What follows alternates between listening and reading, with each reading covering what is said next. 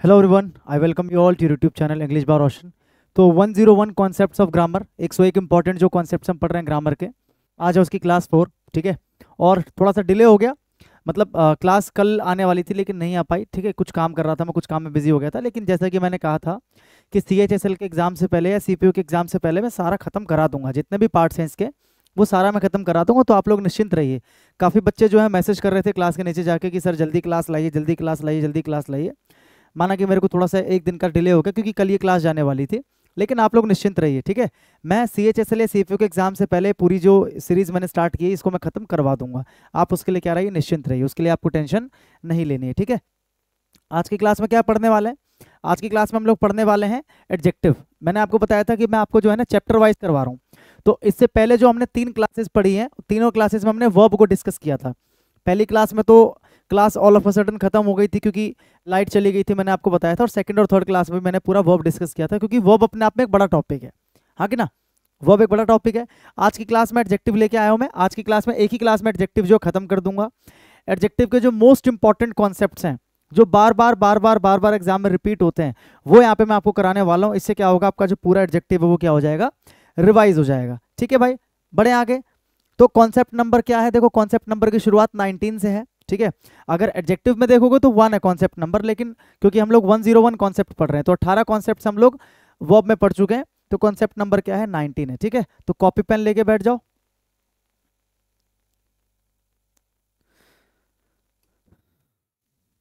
चलो भाई, आ जाओ। देखो, आज का पहला कॉन्सेप्ट क्या है, इफ टू। और पहले चीज तो आपको ये पता होनी चाहिए, मैं ये उम्मीद करके चल रहा हूँ कि आपको ये कम से कम पता है कि एडजेक्टिव क्या होता है। ठीक है, मैं एक बार फटाफट से बता देता हूँ। एडजेक्टिव एक ऐसा शब्द होता है जो किसी भी नाउन को या प्रोनाउन को क्वालिफाई करने का काम करता है। किसी भी नाउन या प्रोनाउन को क्वालिफाई करना, या फिर आप कह सकते हो उनके बारे में आपको क्या देता है, एडिशनल इन्फॉर्मेशन देता है। वो इन्फॉर्मेशन किस किस रूप में हो सकती है, वो इन्फॉर्मेशन कई रूप में हो सकती है। ठीक है, यहाँ पर अगर मैं लिख दूं, एक एडजेक्टिव जो होता है वो क्या करता है, नाउन या प्रोनाउन को क्वालिफाई करता है। नाउन या प्रोनाउन को क्वालिफाई करता है। और क्वालिफाई करने का मतलब मैंने क्या बताया कि आपको उसके बारे में क्या देगा, इन्फॉर्मेशन देगा। और इन्फॉर्मेशन कई तरीके से दे सकता है वो आपको, है ना। जैसे उसकी क्वालिटी बता देगा, किसी नाउन या प्रोनाउन की क्या बता देगा, क्वालिटी। उसकी क्या बता देगा, क्वांटिटी, यानी कि मात्रा कितनी है। या फिर उसकी संख्या बता देगा, नंबर कितना है। ठीक है, समझ में आ रहा है। या फिर इसके अलावा क्या करेगा, आपको डेमोन्स्ट्रेट करके बता देगा कि वो नाउन कहाँ है, पास है, दूर है, एक है, एक से ज़्यादा है। ठीक है, डेमोन्स्ट्रेट करके बता देगा, डिस्ट्रीब्यूट करके बता देगा। तो अलग अलग तरीके से जो एडजेक्टिव है वो क्या करता है, नाउन प्रोनाउन को क्वालिफाई करता है। देखो, जैसे आप क्वालिटी की बात करते हो तो एक चीज, कोई भी चीज लो या कोई भी व्यक्ति लो, उसकी क्वालिटी अलग अलग हो सकती है। जैसे कि उस क्वालिटी में क्या क्या हो सकता है, उसका रंग, उसका रूप, उसका आकार, है ना, यानी कि कलर, शेप, साइज। समझ में आ रहा है, ये सारी चीजें किस में आती है, क्वालिटी में आती है। अच्छाई, बुराई, सब क्वालिटी में आती हैं। अगर आप उसकी मात्रा बता देते हो, है ना, जैसे कि बोल देते हो थोड़ा सा पानी, तो थोड़ा सा शब्द क्या कर रहा है, पानी की मात्रा बता रहा है, तो ये क्या एडजेक्टिव हो गया। अगर आप किसी चीज का नंबर बता देते हो, संख्या बता देते हो, जैसे मैंने बोला 5 लड़के, तो 5 क्या कर रहा है, लड़कों की संख्या बता रहा है, तो एडजेक्टिव हो गया। ठीक है, इसी तरीके से डेमोन्स्ट्रेट कर दोगे, डिस्ट्रीब्यूट कर दोगे, ये सब एडजेक्टिव का पार्ट होता है। एडजेक्टिव कितने टाइप के होते हैं वो सब यहाँ पर लिखा हुआ है। ठीक है, अब क्वालिटी अपने आप में ना कई तरीके की होती है, मैंने आपको बताया क्वालिटी अपने आप में कई तरीके का होता है। जैसे कि कलर बताओगे तो वो भी एक क्वालिटी है। कलर बताओगे, साइज बताओगे, शेप बताओगे, ठीक है, अपना ओपिनियन बताओगे, ये सब क्या है, क्वालिटी का ही पार्ट है। आप किसी चीज का कलर बताओ, जैसे कि ये मार्कर क्या है, ब्लैक है, तो ब्लैक क्या कर रहा है, कलर को बता रहा है। साइज बता दो, बिग स्मॉल, ये क्या है, साइज बताता है किसी चीज का, वो भी एडजेक्टिव है। शेप बता दो, राउंड है, स्क्वायर है, क्या है, वो भी क्या है, क्वालिटी में आता है। ओपिनियन बता दो, है ना, प्रिटी है, गुड है, बैड है, ये सब क्या ओपिनियन है। तो ये सब के सब किस में आते हैं भाई, क्वालिटी में। किस में आते हैं, क्वालिटी में। और उसी से कनेक्टेड जो हमारा आज का पहला कॉन्सेप्ट है वो ये दे रखा है, इफ 2 और more qualitative adjectives are used in a sentence, ये एज नहीं है, इन अ सेंटेंस। अगर 2 या 2 से ज्यादा एडजेक्टिव, कौन से एडजेक्टिव, क्वालिटी वाले, कौन से एडजेक्टिव, क्वालिटी वाले, एक सेंटेंस में यूज होते हैं, they are used in the given sequence, तो आप उनको इस वाले सीक्वेंस में लगाते हो। पर ऐसा भी तो हो सकता है कि एक सेंटेंस के अंदर एक से ज्यादा एडजेक्टिव हो क्वालिटी वाले, जैसे कि एक कलर हो, एक शेप हो, या एक कलर हो, एक शेप हो, एक साइज हो। समझ में आ रहा है, इसमें और भी चीजें आती हैं, एज भी आता है इसमें, ओरिजिन भी आता है इसमें, बहुत सारी चीजें आती हैं इसमें, मटेरियल भी आता है इसके अंदर। हाँ कि ना, तो एक सेंटेंस के अंदर 2 एडजेक्टिव या 3 एडजेक्टिव भी हो सकते हैं क्वालिटी वाले। हो सकता है कि एक कलर को बता रहा है, एक साइज को बता रहा है, एक शेप को बता रहा है। हो सकता है। तो अगर 2 या 2 से ज्यादा क्वालिटी वाले एडजेक्टिव आप यूज करते हो, है ना, तो उनका एक सीक्वेंस होता है। ऐसा नहीं कि पहले किसी को भी लिख दो फिर किसी को भी लिख दो, इनका अपने आप में क्या होता है, एक सीक्वेंस होता है। सीक्वेंस क्या होता है ये आपने बहुत जगह पढ़ा होगा, ओसैस कॉम्प, ये शॉर्ट ट्रिक है याद करने की, OSASCOMP, ठीक है। अब इसमें ओ का क्या मतलब है, ओ का मतलब है ओपिनियन, या फिर कह सकते हो जनरल डिस्क्रिप्शन। ये जनरल आधा लिखा हुआ, इसको कर देना डिस्क्रिप्शन, जनरल डिस्क्रिप्शन, ठीक है। या तो कह सकते हो किसी चीज के बारे में अपना ओपिनियन, या किसी चीज के बारे में जो हमारा जनरल एक डिस्क्रिप्शन होता है, जैसे कि गुड, बैड, प्रिटी, अगली, डिलीशियस, फाइन, शार्प, ये सब क्या है, ये किसी चीज की या तो ओपिनियन है हमारा। भाई अगर मैं किसी चीज को डिलीशियस कह रहा हूँ, किसी फूड को डिलीशियस कह रहा हूँ, वो मेरा ओपिनियन है, वो उसका कलर तो नहीं है, उसका साइज तो नहीं है, उसका एज तो नहीं है, नहीं है ना, ये क्या है, मेरा ओपिनियन है किसी चीज को लेकर, क्या है, मेरा ओपिनियन है, हाँ कि ना। अब ऐसे में बात करता हूँ एस का क्या मतलब है, तो एस का मतलब है मेरे भाई साइज। एस का क्या मतलब है, साइज। साइज जैसे कि बिग, शॉर्ट, टाइनी, ह्यूज, ये सब क्या है, साइज को बताने वाले एडजेक्टिव्स हैं, ये सारे क्या है, साइज को बताने वाले एडजेक्टिव्स हैं। फिर बात करते हैं एज की। ऐसे कई सारे एडजेक्टिव है जो एज को बताते हैं, जैसे कि मैं बोलूँ ओल्ड तो एज को बता रहा है, न्यू एज को बता रहा है, यंग भी एज को बता रहा है, एंटीक भी किसको बता रहा है, एज को बता रहा है। फिर बात करते हैं एस। एस का मतलब है शेप, राउंड, स्क्वायर, फ्लैट, ये सब क्या है, शेप्स हैं, ठीक है।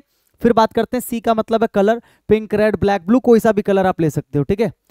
फिर ओ है, ओ का मतलब क्या है, ओरिजिन। ओरिजिन का मतलब होता है कि उसकी उत्पत्ति कहाँ से हुई है, उसकी उत्पत्ति कहाँ से हुई है। हालांकि ये क्वालिटी, ये असल में क्वालिटेटिव एडजेक्टिव नहीं है, ये जो ओरिजिन है ना, इनको हम बोलते हैं प्रॉपर एडजेक्टिव। क्या बोलते हैं, प्रॉपर एडजेक्टिव, ध्यान रखना। एडजेक्टिव में मैंने पढ़ा रखा है, इनको हम क्या बोलते हैं, प्रॉपर एडजेक्टिव। लेकिन ये भी कभी कभी क्वालिटेटिव एडजेक्टिव्स के साथ में सेंटेंस में यूज होते हैं, तो इनका भी सीक्वेंस यही वाला होता है, ठीक है। कि ओरिजिन का मतलब जैसे आप बोलते हो ना, फॉर एग्जाम्पल आप बोलते हो अमेरिकन बैग या चाइनीज फूड, तो फूड के साथ आप चाइनीज लगा रहे हो, तो आप क्या कर रहे हो, आप फूड का ओरिजिन बताने की कोशिश कर रहे हो कि उस फूड की शुरुआत कहाँ पर हुई है, चाइना में हुई है। तो चाइनीज हो गया, इंडियन हो गया, अमेरिकन हो गया, ओरिजिन है। फिर मटेरियल, किसी चीज का मटेरियल बता सकते हो, जैसे कि ये वुडन चेयर है, मतलब लकड़ी की चेयर है, या फिर ये आयरन रॉड है, ये रॉड किसका है, लोहे का है। तो ये जो आयरन, वुडन, सिल्वर, ये सब जब आप लगा रहे हो किसी नाउन के पहले, तो आप क्या कर रहे हो, उस नाउन का मटेरियल बता रहे हो, उस नाउन का मटेरियल बता रहे हो, wooden, iron, plastic. Purpose, noun का पर्पस, जैसे कई बार आप बोलते हो ना कि यार ये पार्टी वेयर शूज नहीं है, ये रनिंग शूज हैं। तो जब आप बोलते हो रनिंग शूज, तो रनिंग शब्द जब आपने लगाया शूज के पहले, तो आपने क्या किया, उस शूज का पर्पस बता दिया कि भैया इस शूज का पर्पस क्या है, कि इसको पहन के रन करते हैं, यानी कि दौड़ते हैं, इसको पहन के क्या करते हैं, दौड़ते हैं। तो रनिंग क्या कर रहा है, पर्पस को बता रहा है। जैसे आप बोलते हो वेडिंग कार्ड, क्या बोलते हो, वेडिंग कार्ड, तो कार्ड क्या है, कार्ड का पर्पस क्या है, वेडिंग, यानी कि कार्ड का पर्पस है वेडिंग के लिए आपको इनवाइट करना। तो वेडिंग क्या है, एक एडजेक्टिव बन गया, हाँ कि ना। अभी आपको आगे पढ़ाऊंगा मैं कि V1 ING और V3 जो अपने आप में एडजेक्टिव का काम करते हैं, ये चीजें मैं आगे आपको पढ़ाऊंगा अभी, ठीक है। ये चीज आप समझ गए कि डिफरेंट एडजेक्टिव्स ऑफ क्वालिटी अगर एक ही सेंटेंस में आपको लगाने हो तो उनका ये सीक्वेंस रहता है, ज्यादा इस पर टाइम स्पेंड नहीं करेंगे, बस आप इसको याद कर लेना, ओसैस कॉम्प, ठीक है। ये अगर आपको ये याद है तो ये सब तो आपको पता ही है। मैं आपसे बोल दूं बताओ प्लास्टिक क्या करता है, किस चीज को बताता है, तो आप कहोगे सर प्लास्टिक जो है ना सर क्या करता है, मटेरियल को बताता है। तो मटेरियल कहाँ पर है, यहाँ पर है ना। मैं आपसे कहूँ रनिंग क्या करता है, तो सर पर्पस को बताता है, पर्पस कहाँ पर है सर, लास्ट में। मैं आपसे बोलूँ ब्लैक, आप कहोगे सर ब्लैक क्या करता है, कलर को बताता है, तो सर कलर कहाँ पर है, कलर का ये वाला सी है। मैं आपको बोलूँ स्मॉल, तो स्मॉल सर साइज को बताता है, तो सर साइज ये वाला ऐसे, देखो ये साइज है, ये शेप है। तो ये चीजें तो आपको याद है। एंटिक किसको दिखा रहा है, एज को दिखा रहा है, इसको देखने की जरूरत भी नहीं है आपको, ठीक है। अगले किसको दिखा रहा है, ओपिनियन को दिखा रहा है। तो ये चीजें अगर अगर आपको ये याद है तो ये याद करने में आपको कोई भार उठाने की आवश्यकता नहीं है, समझ में आया। और ये आपका क्या रहेगा, सीक्वेंस रहेगा, ठीक है। आगे एग्जाम्पल के थ्रू इसको समझने की कोशिश करते हैं, आ जाओ। जैसे she has got short black hair, इसमें एरर क्या है बताओ, ये एरर है या सही है, सेंटेंस में एरर है सही है। She has got short black hair, अगर आप ढंग से देखने की कोशिश करोगे तो यहाँ पर दो एडजेक्टिव यूज किए गए हैं, ठीक है। एक एडजेक्टिव यहाँ पर आपको दिख रहा है शॉर्ट, और एक एडजेक्टिव आपको दिख रहा है ब्लैक, और हेयर क्या है, नाउन है। और ये दोनों एडजेक्टिव जो है इसी नाउन के लिए लगे हैं, हेयर के लिए। शॉर्ट क्या कर रहा है, साइज को बता रहा है, लॉन्ग शॉर्ट बताया था, और ब्लैक क्या कर रहा है, कलर को बता रहा है। यानी कि यहाँ पर दो अलग अलग क्वालिटी वाले एडजेक्टिव हैं, ठीक है। अब आप ये चेक करो कि इनका सीक्वेंस ठीक है नहीं है। साइज और कलर में पहले क्या आना चाहिए, अगर साइज भी है कलर भी है तो पहले क्या आना चाहिए, तो पहले साइज आना चाहिए फिर कलर आना चाहिए, मतलब साइज ऊपर है कलर नीचे है ना, तो पहले साइज फिर कलर। तो यानी कि यहाँ पर ठीक दे रखा है, ये जो सेंटेंस है यहाँ पर क्या है, ठीक है। She has got short black hair, अगर यहाँ पर ये दे दिया जाता she has got black short hair, तो वो गलत हो जाता, क्योंकि सीक्वेंस क्या हो जाता, गलत हो जाता।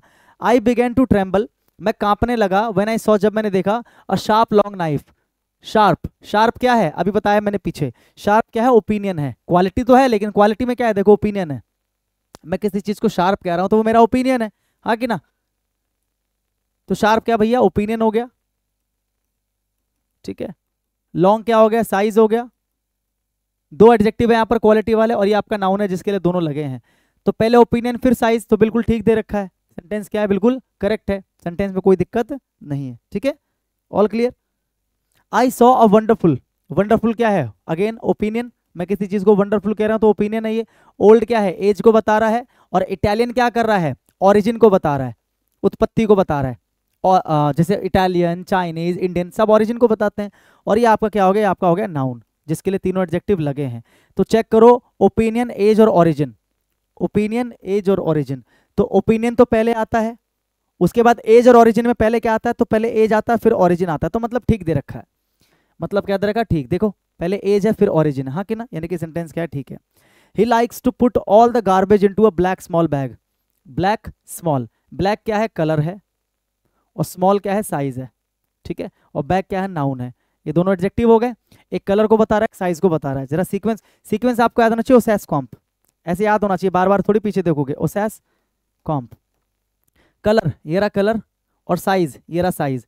तो आप बताओ पहले साइज है पहले कलर है, तो आपको सर साइज है उसके बाद कलर है, लेकिन यहाँ पर पहले कलर है फिर साइज है, यानी कि सेंटेंस क्या है, ये इनकरेक्ट है। सेंटेंस क्या है, ये इनकरेक्ट है। यहाँ पर सही क्या होना चाहिए, यहाँ पर होना चाहिए इनटू अ स्मॉल ब्लैक, क्या होना चाहिए, स्मॉल ब्लैक बैग, ये आपका करेक्ट सेंटेंस है। Small black bag, small black bag. Clear हो गया। तो ये सीक्वेंस आपको याद रखना है। आगे बढ़े, कॉन्सेप्ट नंबर 20, डिस्ट्रीब्यूटिव एडजेक्टिव। ये अपने आप में एडजेक्टिव का सबसे इंपॉर्टेंट पार्ट है भाई। Each, every, either, neither, any and both. इसका यूज अगर आपको नहीं पता, मैं यहाँ पर इसलिए मैं ब्लैंक लेके आया हूँ ताकि मैं आपको यहाँ पर अच्छे से समझा सकूं। फिर आगे इसके एग्जांपल्स हम वो करेंगे, ठीक है। सबसे पहले ईच की बात कर लेते हैं भाई।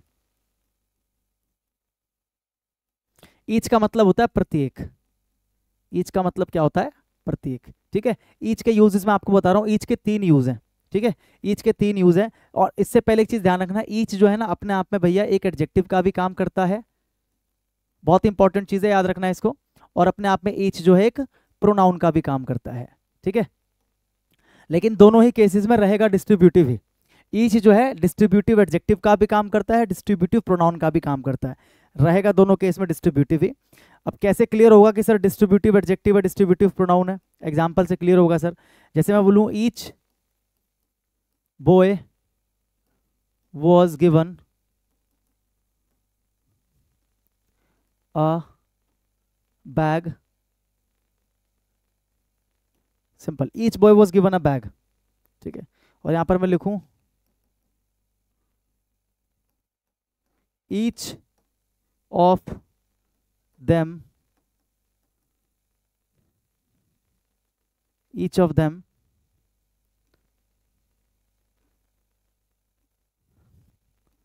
has given me a watch, each of them has given me a watch, ठीक है। ये लिख दिया मैंने, ध्यान से देखना भाई। ईच वाले यहाँ पर 2 एग्जांपल लिखे हैं, ठीक है। एक लिखा है each boy was given a bag, each boy was given a bag, और एक मैंने लिखा each of them has given me a watch, has given me a watch, ठीक है। यहाँ पर आपको सिंपली अगर मैं बोलूँ कि कौन सा ईच एडजेक्टिव है और कौन सा ईच प्रोनाउन है, तो बहुत आसान है इसको याद रखने का तरीका।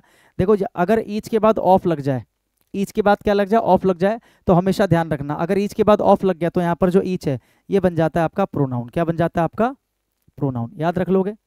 अगर ईच के बाद ऑफ आ जाए तो ईच बन जाता है आपका प्रोनाउन, और अगर ईच के डायरेक्ट बाद एक नाउन आ जाए, ईच के डायरेक्ट बाद क्या आ जाए, एक नाउन आ जाए, तो ये जो ईच है ये आपका बन जाता है एडजेक्टिव। आसान है, याद रख लोगे। अगर ईच के जस्ट बाद में एक नाउन है तो ईच जो है वो एडजेक्टिव बन जाता है। अगर ईच के बाद ऑफ लग जाए तो वो जो ईच है वो क्या बन जाता है, प्रोनाउन बन जाता है। अब इसके बारे में आपको याद क्या रखना है, ठीक है। देखो याद रखने वाली चीज ये है कि ईच हो, ईच के बाद अगर एक नाउन हो डायरेक्ट, तो वो जो नाउन रहेगा मेरे भाई वो हमेशा क्या रहेगा, सिंगुलर, हमेशा क्या रहेगा, सिंगुलर। ये चीज याद रख लोगे कि ईच के जस्ट बाद जो नाउन होगा वो नाउन क्या रहेगा, सिंगुलर रहेगा, ठीक है। और इसके बाद में आपका जो वर्ब आएगा सेंटेंस में, या जो हेल्पिंग वर्ब आएगा, या सेंटेंस में जो कोई दूसरा एडजेक्टिव आएगा, या अगर कोई प्रोनाउन आएगा, ये सारा का सारा क्या रहेगा मेरे भाई, सिंगुलर, क्या रहेगा, सिंगुलर। ये चीज़ याद रखना, ठीक है। देखो ईच, ईच के बाद में क्या आ रहा है, जो डायरेक्ट नाउन आ रहा है, ये जो नाउन आता है हमेशा क्या रहता है, सिंगुलर। तो देखो सिंगुलर है, हाँ कि ना, सिंगुलर है यहाँ पर, देखो बॉय है कि नहीं है। और इसके बाद में जो आपका वर्ब आएगा या हेल्पिंग वर्ब आएगा, तो यहाँ पर देखो जो हेल्पिंग वर्ब आया पड़ा है ये क्या है, सिंगुलर है, हाँ कि ना, समझ में आ रहा है। वर्ब, हेल्पिंग वर्ब, एडजेक्टिव या प्रोनाउन, ये क्या रहेगा, सिंगुलर रहेगा, ठीक है। और दूसरे केस में अगर ईच के बाद ऑफ लग जाए, ईच के बाद क्या लग जाए, ऑफ लग जाए, तो ऑफ के बाद जो नाउन रहेगा ना, अब ये नाउन क्या बन जाएगा, प्लूरल। नाउन क्या बन जाएगा, प्लूरल, बस ये ध्यान रखना आप, ठीक है। फर्क क्या है दोनों में, यहाँ पर डायरेक्ट नाउन है और नीचे वाले में ऑफ के बाद नाउन है। तो अगर डायरेक्ट नाउन हो तो वो सिंगुलर रहेगा, अगर ऑफ के बाद नाउन हो तो क्या रहेगा, वो प्लूरल रहेगा। लेकिन जो बाकी चीज़ें आप देख रहे हो यहाँ पर, जैसे कि वर्ब है या हेल्पिंग वर्ब है या कोई दूसरा एडजेक्टिव है या कोई प्रोनाउन है, ये सारा पहले की तरह ही क्या रहेगा, सिंगुलर, पहले की तरह ही क्या रहेगा, सिंगुलर। इस पर कोई फर्क नहीं पड़ेगा। जैसे देखो ईच ऑफ दिख रहा है, ईच ऑफ, इसके बाद जो नाउन, या फिर यहाँ पर लिख सकते हो आप प्रोनाउन, क्या लिख सकते हो, प्रोनाउन, नाउन या प्रोनाउन जो रहेगा प्लूरल। तो देखो यहाँ पर प्रोनाउन दे रखा है, क्या दे रखा, प्लूरल, हाँ कि ना। अगर यहाँ पर होता ईच ऑफ द बॉयज, तो बॉयज प्लूरल होता, सिंगुलर नहीं होता। मतलब ऑफ के बाद जो नाउन या प्रोनाउन आएगा वो प्लूरल आएगा। लेकिन आगे जो आपका वर्ब आएगा, देखो आगे जो वर्ब आएगा आपका, हेल्पिंग वर्ब या वर्ब जो भी आएगा वो सिंगुलर आएगा। तो यहाँ पर सिंगुलर है, ये भी सिंगुलर है और ये भी क्या है, सिंगुलर है, ठीक है। ये चीज़ आप समझ गए। ईच के बारे में क्या पता लगा आपको, ईच के बारे में ये पता लगा कि ईच जो है ये एक एडजेक्टिव भी है और एक प्रोनाउन भी है। कब एडजेक्टिव होता है, कब प्रोनाउन होता है, मैंने आपको बताया यूज क्या होता है, ठीक है। अगर ईच के बाद डायरेक्ट नाउन हो तो वो नाउन सिंगुलर, अगर ऑफ लगा के नाउन या प्रोनाउन आता है तो वो क्या बन जाएगा, प्लूरल। लेकिन दोनों ही केसेस में वर्ब, हेल्पिंग वर्ब, एडजेक्टिव जो है वो क्या रहेगा, सिंगुलर रहेगा। ये दो यूज हो गए ईच के। ईच का एक और यूज है, आगे बताता हूं, देखो देखो भाई, वी, यू या दे, इनके साथ भी कई बार क्या होता है, ईच का इस्तेमाल हम करते हैं, ठीक है। जैसे वी ईच, यू ईच या दे ईच, ठीक है, ये भी एक स्ट्रक्चर है, वी ईच, यू ईच या दे ईच, ठीक है। अब आगे जो आपका वर्ब आएगा, जो आपका हेल्पिंग वर्ब आएगा या जो आपका एडजेक्टिव आएगा या जो आपका प्रोनाउन आएगा, वो सारा का सारा क्या बन जाएगा, प्लूरल, क्या बन जाएगा, प्लूरल। तो ये चीज़ आप याद रखना, ठीक है। अगर ईच के पहले, अगर ईच के पहले वी, यू या दे लग जाए तो ऑटोमेटिकली वो जो ईच होता है वो क्या बन जाता है, प्लूरल, क्या बन जाता है, प्लूरल बन जाता है। तो याद रखने वाली चीज़ है कि वी ईच, यू ईच या दे ईच अगर आता है, ठीक है, तो ईच के बाद कोई नाउन नहीं आएगा, क्योंकि ये पूरा का पूरा, देखो लॉजिक समझो, यहाँ पर ईच और इस नाउन को मिलाकर, ये पूरा मिलाकर एक सब्जेक्ट बन रहा है, ईच बॉय, ये पूरा, ये दोनों मिलाकर सब्जेक्ट बन रहा है। ऐसी ईच ऑफ देम, इन तीनों को मिलाकर सब्जेक्ट बन रहा है, ठीक है। समझ में आ रहा है कि नहीं आ रहा है। लेकिन जब हमने ईच के पहले, जब हमने ईच के पहले लगा दिया वी, यू या दे, वी, यू या दे, तो यहाँ से लेकर यहाँ तक जब आप मिलाओगे तो पूरा अपने आप में क्या बन गया, सब्जेक्ट बन गया, पूरा अपने आप में क्या बन गया, सब्जेक्ट। इसलिए आगे मुझे किसी नाउन की आवश्यकता नहीं है। आगे कोई नाउन मत लगा देना, we each boy, we each girl, ऐसा कुछ नहीं होता, ठीक है, समझ में आ रहा है। और इसके बाद जो वर्ब आएगा वो प्लूरल। अभी तक क्या चल रहा था, दोनों केसेस में क्या चल रहा था कि जो वर्ब था, हेल्पिंग वर्ब था, वो सिंगुलर था, लेकिन अब क्या चल रहा है, प्लूरल, क्या चल रहा है, प्लूरल। एग्जाम्पल देख लो भाई, ठीक है। एग्जाम्पल जैसे कि we each have, we each have applied for this job, simple, we each have applied। देखो we each आ गया, each के पहले we लग गया, तो आपका जो verb है वो क्या बन जाएगा, प्लूरल, क्या बन जाएगा, प्लूरल, ठीक है भाई। we each have applied for this job, कि हम में से प्रत्येक ने इस जॉब के लिए क्या किया, अप्लाई किया। तो each के बारे में समझ गए, each में कोई डाउट है, ठीक है। अब थोड़ा सा क्या है ना, एक चीज और इंपॉर्टेंट है, difference between each and every, each and every, each और एवरी के बीच में डिफरेंस जानना बहुत जरूरी है, क्योंकि दोनों का जो मीनिंग है लगभग सिमिलर होता है। ईच का मतलब क्या होता है, प्रत्येक, और एवरी का मतलब क्या होता है, सभी। अब थोड़ा सा आप सोचो, अगर मैं बोलूं कि क्लास का प्रत्येक बच्चा जाएगा, क्लास का प्रति एक बच्चा जाएगा, यानी कि क्लास के सभी बच्चे जाएंगे, यही तो मतलब हुआ इसका। तो प्रत्येक और सभी दोनों की जो मीनिंग आती है हिंदी में वो सिमिलर आती है, एक जैसी मीनिंग आती है दोनों की, बस थोड़ा सा फर्क होता है एम्फेसाइज करने का। अगर मैं बोल रहा हूँ each, each student will go, each का मतलब कि मैं फोर्स करके बोल रहा हूँ कि प्रति एक बच्चा जाएगा। अगर मैं बोल रहा हूँ कि एवरी स्टूडेंट विल गो, तो एवरी का मतलब है कि सभी जाएंगे। तो वहां पर मैं फोर्सफुली ये नहीं बोल रहा कि एक एक जाएगा, मतलब मैं बोल रहा हूँ सभी जाएंगे, हो सकता है कोई एक आधा ऐसा हो जो ना भी जाए, ये थोड़ा सा फर्क होता है। लेकिन ग्रामेटिकली दोनों में जो फर्क होता है वो क्या फर्क होता है, ध्यान रखना। जैसे आपको ये पता है कि जो ईच है, अभी आपने पढ़ा कि जो ईच है, ठीक है, ये आपका एडजेक्टिव भी है और ये आपका प्रोनाउन भी है, पढ़ा भी है आपने, ठीक है भाई, पूरा लिख देता हूँ, एडजेक्टिव भी प्रोनाउन भी है। लेकिन आपका जो एवरी है ना मेरे भाई, एवरी, एवरी जो है ये केवल एक एडजेक्टिव है, ये केवल एक क्या है, एडजेक्टिव है, ये एक प्रोनाउन नहीं है। एवरी कोई प्रोनाउन नहीं है, एवरी केवल क्या है, एक एडजेक्टिव है, एवरी केवल क्या है, एक एडजेक्टिव है। मेरी बात समझ गए? ईच और एवरी के बीच में जो पहला फर्क है वो ये है कि ईच एक एडजेक्टिव एक प्रोनाउन दोनों है, लेकिन जो एवरी है ये केवल एक एडजेक्टिव है। इसका मतलब आप क्या समझे कि एवरी के जस्ट बाद आपको क्या लगाना पड़ेगा, एक नाउन लगाना पड़ेगा, यानी कि एवरी, एवरी के बाद में क्या लगेगा, एक नाउन, और वो नाउन क्या रहेगा, सिंगुलर। जैसे ऊपर आपने देखा ना सिंगुलर, जस्ट बाद अगर नाउन है तो सिंगुलर, एवरी के जस्ट बाद में नाउन लग जाएगा, ऑफ नहीं लगेगा यहाँ पर। ऑफ कब लगता, जब ये प्रोनाउन होता, जैसे ईच के साथ हमने ऑफ कब लगाया था, यहाँ पर ईच के साथ ऑफ कब लगाया था, जब ईच क्या था, एक प्रोनाउन था, हाँ कि ना। लेकिन मैंने क्या बताया, यहाँ पर जो आपका एवरी है ये एक एडजेक्टिव का काम करता है, प्रोनाउन नहीं होता, तो यहाँ पर ऑफ नहीं आता। तो सबसे पहली चीज ये एग्जाम के अंदर ये दे रखा है, एरर आ चुका है, एवरी ऑफ द पुलिसमैन दे रखा था, क्या दे रखा था, एवरी ऑफ द पुलिसमैन या एवरी ऑफ द सोल्जर, जो कि नहीं होता, एवरी सोल्जर होगा, एवरी के बाद ऑफ नहीं लगता, क्योंकि एवरी एक एडजेक्टिव है। और जो नाउन होगा वो सिंगुलर, जैसे ईच के जस्ट बाद जो नाउन था वो सिंगुलर था, ऐसी एवरी के बाद वाला नाउन सिंगुलर, तो एवरी नाउन, ठीक है। उसके बाद यहाँ पर वही सेम चीज़, जो हेल्पिंग वर्ब होगा या जो वर्ब होगा या जो कोई एडजेक्टिव होगा या कोई और प्रोनाउन होगा, वो सारा का सारा भी क्या रहेगा, सिंगुलर, सारा का सारा भी क्या रहेगा, सिंगुलर। इसमें कोई डाउट नहीं होना चाहिए। ये पहला डिफरेंस हो गया।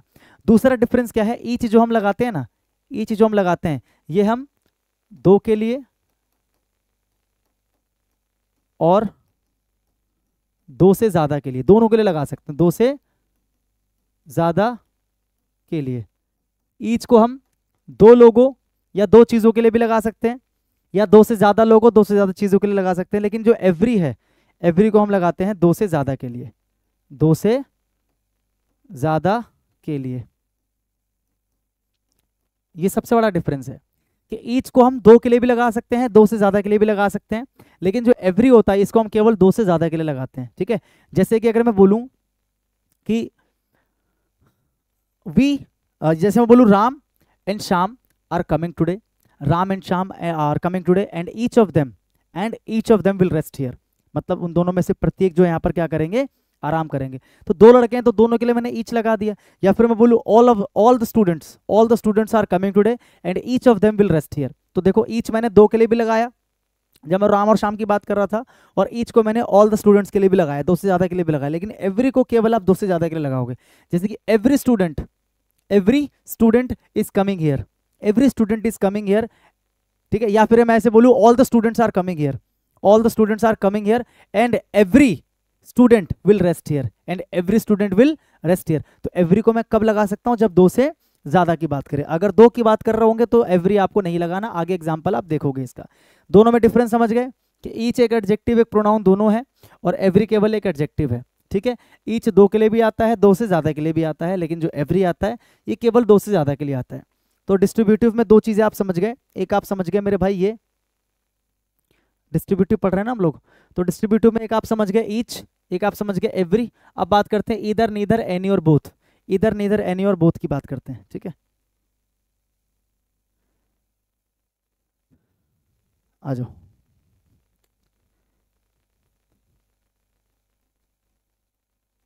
इधर का क्या मतलब होता है भाई, इधर का मतलब होता है दो में से एक, दो में से एक, ठीक है।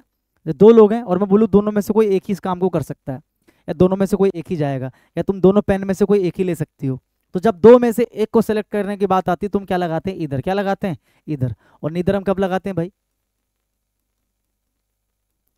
नीदर हम लगाते हैं दोनों में से कोई नहीं, दोनों में से कोई नहीं। जब दो लोग हो, दो चीजें हो, और हम बोले कि भाई दोनों में से कोई नहीं, यानी कि तुम दोनों पेन में से कोई नहीं ले सकते, दोनों पेन में से तुम कोई नहीं ले सकते, ठीक है।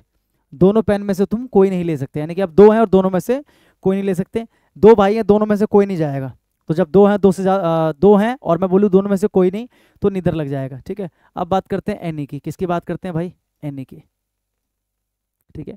एनी हम लगाते हैं दो से ज्यादा, ठीक है, में से एक, दो से ज्यादा में से एक। क्या मतलब हुआ, जैसे आपने ये देखा इधर, इधर हम लगाते हैं कब, जब दो लोगों की बात करें और हम बोले दोनों में से कोई एक, दोनों में से कोई एक, यानी कि 2 पेन है, दोनों में से कोई एक ले लो, तो इधर, ठीक है। लेकिन अगर 2 से ज़्यादा हो, क्या हो, 2 से ज़्यादा, और मैं उनमें से एक की बात करूं तो क्या लग जाता है आपका एनी, क्या लग जाता है आपका एनी, 2 से ज़्यादा में से एक, 2 से ज़्यादा में से एक, तो क्या लग जाता है, एनी लग जाता है, ठीक है। ऐसे मैं बोलूँ नन, NONE, नन, तो ये क्या होता है, 2 से ज़्यादा में से कोई नहीं, में से कोई नहीं। हालांकि ये प्रोनाउन है, ये एडजेक्टिव नहीं है, आप देखोगे मैंने इसको लिखा भी नहीं है पीछे, ठीक है, लेकिन समझाना जरूरी है। जैसे नीदर का मतलब होता है 2 में से कोई नहीं, ऐसी नन का मतलब होता है 2 से ज्यादा और उनमें से कोई नहीं, उनमें से कोई नहीं, ठीक है। और एक आपको दे रखा है बोथ, क्या दे रखा है भाई, बोथ, बोथ का मतलब क्या होता है, दोनों, बोथ का मतलब क्या होता है, दोनों, ठीक है। जैसे 2 भाई हैं, ठीक है, और उनकी मदर ने कहा कि भाई तुम दोनों में से कोई एक ही जाएगा, खेलने जाना है ना, तो तुम दोनों में से कोई एक ही जाएगा, तो क्या लगाएंगे, इधर, क्या लगाएंगे, इधर। अब मम्मी ने कहा कि नहीं तुम दोनों में से कोई नहीं जाएगा, तुम दोनों में से कोई नहीं जाएगा, तो मम्मी क्या बोलेंगी, नीदर, क्या बोलेंगी, नीदर, ठीक है।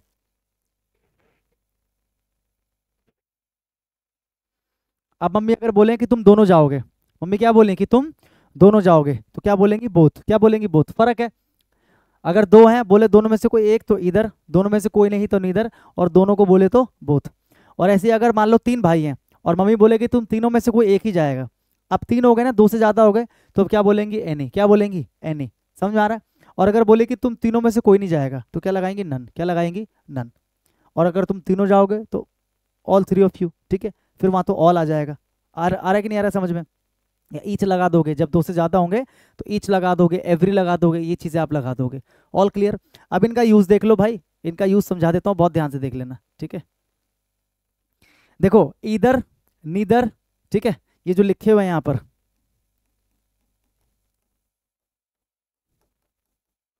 इतना डिटेल में मेरे को जाना नहीं चाहिए हालांकि, क्योंकि मेरे को सिर्फ आपको कॉन्सेप्ट्स बताने कि क्वेश्चंस कहाँ से पूछे जाते हैं।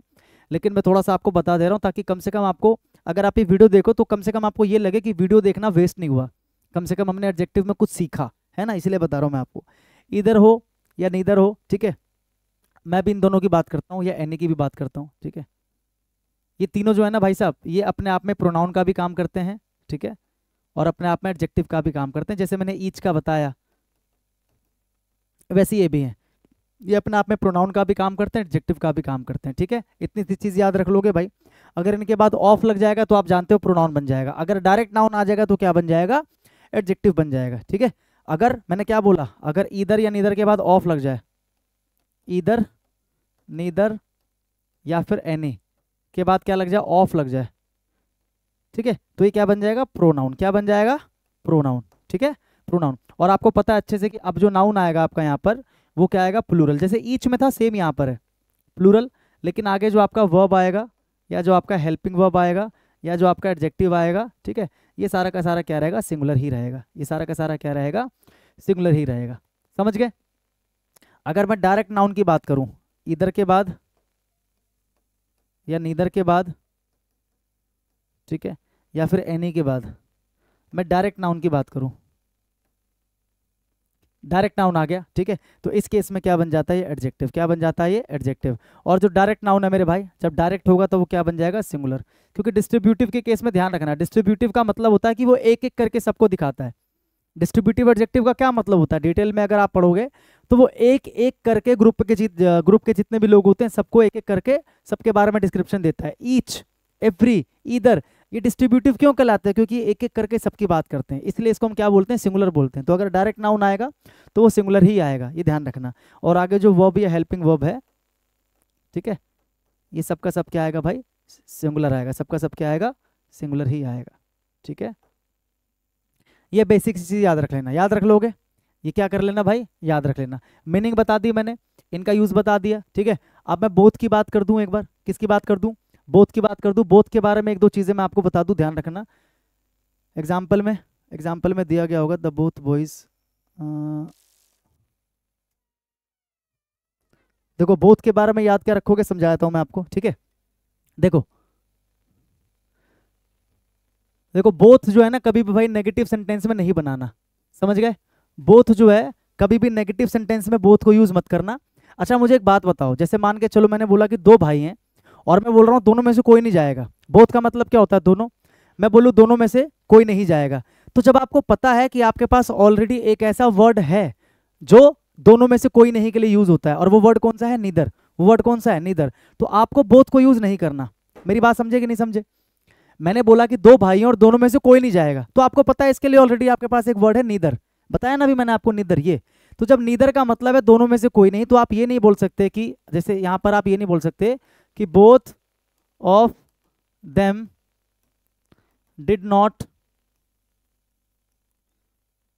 गो देयर। अगर मैं सेंटेंस बोल दूं both of them did not go there, both of them did not go there, तो आप मुझे बताओ सेंटेंस करेक्ट है इनकरेक्ट है? ये सेंटेंस इनकरेक्ट है। कभी भी बोथ को ना नेगेटिव सेंटेंस में यूज नहीं करना, बोथ को नेगेटिव सेंटेंस में यूज नहीं करना। रीजन पता लग गया? क्योंकि बोथ और नेगेटिव का मतलब बन जाता है दोनों में से कोई नहीं। अगर बोथ और नेगेटिव को एक साथ यूज करते हो तो उसका मीनिंग क्या बन जाता है? दोनों में से कोई नहीं। और आपको अच्छे से पता है कि इसके लिए ऑलरेडी आपके पास एक एडजेक्टिव है, और वो कौन सा है? नीदर। वो कौन सा है? नीदर। अब आपको उसको सही करना है, तो सही कैसे करोगे? इसको सही करोगे neither of them, neither of them, neither of them. अगर आपने नीदर लगा दिया, अब आपको पता नॉट की आवश्यकता आपको नहीं है, नीदर ऑफ देम, तो डिड नॉट हट जाएगा, क्योंकि डिड नॉट सेंटेंस को नेगेटिव बनाता है, डिड नॉट हट जाएगा। लेकिन आपको पता है पास्ट एंड डेफिनेट है ये, क्योंकि डिड लगा हुआ है, तो पास्ट एंड डेफिनेट में से जब आप डिड नॉट हटा दोगे तो वो अफर्मेटिव के रूल से बनेगा, जिसमें वर्ब की सेकंड फॉर्म आती है, तो गो का क्या बन जाएगा? Went. Neither of them went there, neither of them went there. ये सेंटेंस आपका क्या है? एब्सोल्युटली करेक्ट है। बताइए भाई, समझ में आया कि नहीं आया? बोथ के साथ कभी भी नेगेटिव यूज नहीं होता, या फिर ऐसे कह लो नेगेटिव सेंटेंस में बोथ यूज नहीं होता, क्योंकि हमें क्लियर होता है कि भैया वहां पर नीदर आ सकता है। क्या आ सकता है? नीदर। तो ये चीज आपको याद रखना है। अब कुछ एग्जांपल्स हैं, देख लो। जैसे कि there were only 2 soldiers but each and every soldier was equal to 5 policeman. क्या आप यहाँ पर मुझे एरर बता सकते हो? यहाँ पर आप मुझे एरर बताइए, क्या एरर है यहाँ पर? देखिए, देयर वर ओनली 2 सोल्जर्स, यहां पर क्लियरली बोला कि वहां पर केवल कितने सोल्जर्स थे? केवल 2 सोल्जर्स थे। But each and every soldier was equal to 5 policeman. ये सेंटेंस करेक्ट है या इनकरेक्ट है? आप मुझे बताइए। अभी आपने पढ़ा था ईच और एवरी के बारे में, ठीक है? ये सेंटेंस करेक्ट है इनकरेक्ट है? There were only 2 soldiers but each and every, ये ईच एंड एवरी लिखा हुआ है, ईच एंड एवरी साथ में लिखा हुआ है, तो सही है गलत है ये? देखो, हालांकि ईच और एवरी एक साथ आता है, ईच एंड एवरी सेंटेंस में एक साथ यूज होता है। जब आप सेंटेंस पे एम्फेसाइज करते हो, जोर देते हो सब्जेक्ट पे, तो ईच एंड एवरी आता है। लेकिन जब आपको स्पेसिफाई कर दिया कि यहाँ पर 2 है, तो 2 के साथ कभी एवरी नहीं आता, ठीक है? तो यहाँ पर क्या आ जाएगा? Each soldier. There were only 2 soldiers but each soldier was equal. मैंने क्या बताया था? एवरी को हम लगाते हैं केवल 2 से ज्यादा के लिए, केवल 2 से ज्यादा के लिए। लेकिन यहां पर क्या बोल रहा है? 2 की बात कर रहा है, तो 2 की बात करें तो हम क्या लगाएंगे? ईच लगाएंगे। एवरी केवल हम तब लगाते हैं जब 2 से ज्यादा की बात करें, ठीक है? 2 सोल्जर्स बट ईच सोल्जर। अब देखो, ईच के डायरेक्ट बाद में नाउन है, तो क्या वो नाउन सिंगुलर है? रूल जो आपने पढ़ा, ईच के डायरेक्ट बाद जो नाउन है वो सिंगुलर होना चाहिए, सिंगुलर है। जो वर्ब है वो सिंगुलर होना चाहिए, सिंगुलर है। तो यानी कि सेंटेंस अब क्या हो गया? करेक्ट हो गया। Each boy and each girl, each के डायरेक्ट बाद नाउन सिंगुलर है, यहाँ पे ईच के डायरेक्ट बाद नाउन सिंगुलर है, ठीक है? ईच एंड ईच अगर जुड़ा हो उससे कोई फर्क नहीं पड़ता। जैसे यहाँ पर ईच है, फिर एंड है, फिर ईच है, इसके बाद एक नाउन है, इसके बाद एक नाउन है, इससे कोई फर्क नहीं पड़ता। ये पूरा मिलाकर क्या बन गया? सब्जेक्ट बन गया। Each boy and each girl, each boy and each girl. लेकिन ध्यान रखना मेरे भाई, मेरे मित्र, मेरे बंधु, ये ध्यान रखना, ये जो है ना पूरा सब्जेक्ट, ये सिंगुलर ही माना जाएगा। क्या माना जाएगा? सिंगुलर ही माना जाएगा। जैसे ईच के बाद डायरेक्ट नाउन आता है तो वो नाउन सिंगुलर बन जाता है और वो पूरा सब्जेक्ट सिंगुलर बन जाता है। तो ऐसे ये पूरा सिंगुलर है, तो यहाँ पर हैव नहीं आएगा, यहाँ पर क्या आएगा? हैज आएगा। यहाँ पर क्या आएगा? हैज आएगा। ये भी चीज ध्यान रखना कि ईच एंड ईच करके इस तरीके से आपको जोड़कर दिया जा सकता है। तो दोनों के बाद जो अपने अपने नाउन है वो सिंगुलर होंगे और वो पूरा मिलकर एक सिंगुलर सब्जेक्ट फॉर्म करता है। तो each boy and each girl has understood the plan we discussed last night, ठीक है? द बोथ बॉयज यानी कि दोनों लड़के agree to my proposal. Sentence negative तो नहीं है, अगर नेगेटिव होता तो मैं कहता कि भाई गलत है, क्योंकि बोथ और नेगेटिव एक साथ नहीं आते, या फिर नेगेटिव सेंटेंस में बोथ यूज नहीं करते। यानी कि यहाँ पर वो चीज तो नहीं है। यहाँ पर गड़बड़ पता है क्या है? यहाँ पर दे रखा है द बोथ बॉयज। क्या दे रखा है? The both boys. देखो ध्यान रखना, कुछ स्ट्रक्चर्स बता रहा हूँ। द बोथ, द के साथ बोथ, ये गलत होता है। सही क्या होता है? Both the. क्या होता है? बोथ द, ठीक है? ऐसे ही होल द, होल द, ये क्या होता है? गलत होता है। सही क्या होता है? The whole. क्या होता है? The whole. ठीक है, याद रख लोगे। ऐसे ही पजेसिव एडजेक्टिव जानते हो क्या होता है? माई, योर, हिज, हर। ठीक है, इनके साथ में all, my all, my all friends, ये गलत हो जाएगा। सही क्या हो जाएगा? ऑल माई फ्रेंड्स, यानी कि पहले ऑल, उसके बाद आपका पजेसिव एडजेक्टिव, पजेसिव एडजेक्टिव। ये कुछ चीजें याद रखना। ठीक है, आ रहा है समझ में भाई? द बोथ नहीं होता, क्या होता है? Both the. क्या होता है? Both the boys, the both boys नहीं, बोथ द बॉयज। ऐसे ही होल द यूनिवर्स नहीं, द होल यूनिवर्स। क्या हो जाएगा? The whole universe. ऐसे ही माई ऑल फ्रेंड्स नहीं, all my friends, all my friends. तो यहाँ पर गड़बड़ क्या है? The both. क्या गड़बड़ है? The both. यहाँ पर क्या आ जाएगा? Both the. क्या आ जाएगा? Both the boys. क्या आ जाएगा? Both the boys agree to my proposal. Each child, each के डायरेक्ट बाद नाउन है, सिंगुलर है, वर्ब भी सिंगुलर है। Each child was given a red beautiful balloon, यानी कि सेंटेंस तो ठीक है, हाँ कि ना? ईच के डायरेक्ट बाद नाउन है और सिंगुलर है और ये वर्ब भी सिंगुलर है, लेकिन आगे ढंग से देखोगे यहाँ पर क्या दे रखा है? A red beautiful balloon. Red is what? एक क्वालिटी को बताने वाला एडजेक्टिव है। किसको बताता है? कलर को। किसको बताता है? कलर को। और ब्यूटीफुल किसको बताता है? ओपिनियन को। दोनों के दोनों क्वालिटी को बताने वाले एडजेक्टिव हैं, एक कलर को, एक ओपिनियन को, और ये आपका नाउन है। तो अभी मैंने क्या बताया था? अगर दो अलग अलग क्वालिटेटिव एडजेक्टिव सेंटेंस में है तो उनका एक सीक्वेंस होता है, और सीक्वेंस में के अकॉर्डिंग पहले ओपिनियन आना चाहिए, फिर कलर, यानी कि ये पहले आना चाहिए और ये बाद में आना चाहिए, यानी कि सेंटेंस क्या है? इनकरेक्ट है। ये सेंटेंस करेक्ट नहीं है, सेंटेंस इनकरेक्ट है। आपने केवल यहीं पर देख लिया होगा। मैं तो जानबूझ के ऐसे क्वेश्चंस देता हूं आपको। मैं ये देखना चाहता हूं कि आप कितना कॉन्सेंट्रेट करते हो सेंटेंस के ऊपर। जब आप एग्जाम में ऐसी स्क्रीन के ऊपर देखोगे क्वेश्चंस को, तो कितना ज्यादा कॉन्सेंट्रेट आप कर पाओगे। तो each child was given a beautiful red balloon, a beautiful red balloon. ठीक है, ऑल क्लियर भाई? ये चीजें समझ में आ रही हैं? और देखो, each student eagerly participated. Each student, देखो ईच के बाद यहाँ पर डायरेक्ट नाउन है, यानी कि हमें पता है कि ईच यहाँ पर एडजेक्टिव है और नाउन सिंगुलर होना चाहिए, आगे वर्ब भी सिंगुलर होना चाहिए। Each student eagerly participated in the science experiment carefully following each step. यहाँ पर भी ईच के बाद नाउन सिंगुलर है, each step to ensure accurate result, यानी कि सेंटेंस क्या है? बिल्कुल करेक्ट है।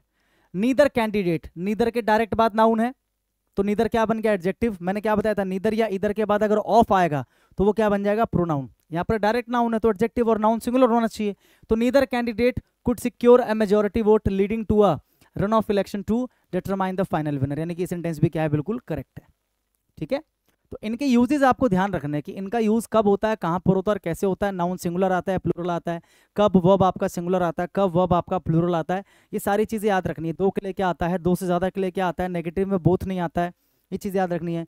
द बोथ नहीं होता, बोथ द होता है। होल द नहीं होता, द होल होता है। ऑल माई नहीं होता, माई ऑल होता है। सॉरी, माई ऑल नहीं होता, ऑल माई होता है। ठीक है, ये चीजें याद रखना। Concept number 21, positive degree of adjective is used with conjunctions as and so as. As और सो एज अगर आपको दिखाई दे जाए तो इनके बीच में यहाँ पर पॉजिटिव डिग्री का एडजेक्टिव आता है, यहाँ पर भी पॉजिटिव डिग्री का एडजेक्टिव आता है। ठीक है, और ये दो शब्द और याद रखना, कंपैरेटिवली और रिलेटिवली, इनके बाद भी हमेशा क्या आता है? पॉजिटिव डिग्री का एडजेक्टिव आता है। आपको पता है पॉजिटिव डिग्री का एडजेक्टिव क्या होता है? एक एडजेक्टिव की 3 डिग्रीज होती है भाई, है ना? एक होता है पॉजिटिव डिग्री, एक होता है कंपैरेटिव डिग्री, एक होता है सुपरलेटिव डिग्री। पॉजिटिव डिग्री का मतलब होता है सिंपली जब आप किसी के बारे में कुछ डिस्क्राइब करते हो, सिंपल आप किसी के बारे में इंफॉर्मेशन देते हो। और कंपैरेटिव का मतलब होता है जब आप सिंपली डिस्क्राइब ना करके बल्कि कंपेयर करते हो उसको। क्या करते हो उसको? जब आप एक चीज को दूसरे से कंपेयर करते हो, है ना? और यहाँ पर भी बच्चों का एक बड़ा मिसकंसेप्शन होता है, अभी मैं उसके बारे में बात करूंगा कि बच्चों को क्या लगता है कि कंपैरिजन हमेशा दो चीजों के बीच में होता है। भाई, एक चीज को आप दूसरी चीज से कंपेयर करने के अलावा आप एक चीज को 3 अलग अलग चीजों से कंपेयर कर सकते हो एक साथ ही, या आप एक सिंगुलर चीज को पूरे ग्रुप से भी कंपेयर कर सकते हो। तो कंपैरिजन का ऐसा कोई मतलब पैरामीटर नहीं है कि मतलब आपको इसी से करना है, कि एक चीज को एक से करना है, ऐसा कुछ वो नहीं है। ठीक है ना, ऐसा कोई क्राइटेरिया सेट नहीं है वहां पर, ध्यान रखना। तो positive degree of adjective is used, हमें पॉजिटिव डिग्री का एडजेक्टिव यूज करना होता है with conjunctions as and so as. As के बीच में पॉजिटिव डिग्री, सो एज के बीच में भी पॉजिटिव डिग्री। ठीक है, और कंपैरेटिवली और रिलेटिवली, ये दो शब्द अगर आ जाए तो इनके बाद भी पॉजिटिव डिग्री का एडजेक्टिव ही आएगा। इनका मतलब क्या होता है मेरे भाई? एक चीज ध्यान रखना, एज और सो एज कब लगाते हैं? एज जो हम लगाते हैं, ये हम लगाते हैं पॉजिटिव सेंटेंस में। किस में लगाते हैं?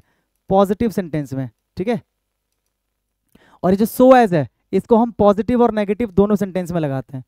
पॉजिटिव और नेगेटिव दोनों सेंटेंस में लगाते हैं, याद रख लोगे, ठीक है। मतलब क्या होता है इसका, थोड़ा सा मतलब तो जानना जरूरी है। जैसे अगर मैं बोलूं कि I am as smart as my friend, I am as smart as, तो एज और एज लगाया और बीच में एडजेक्टिव लगाया पॉजिटिव डिग्री का, I am as smart as my friend.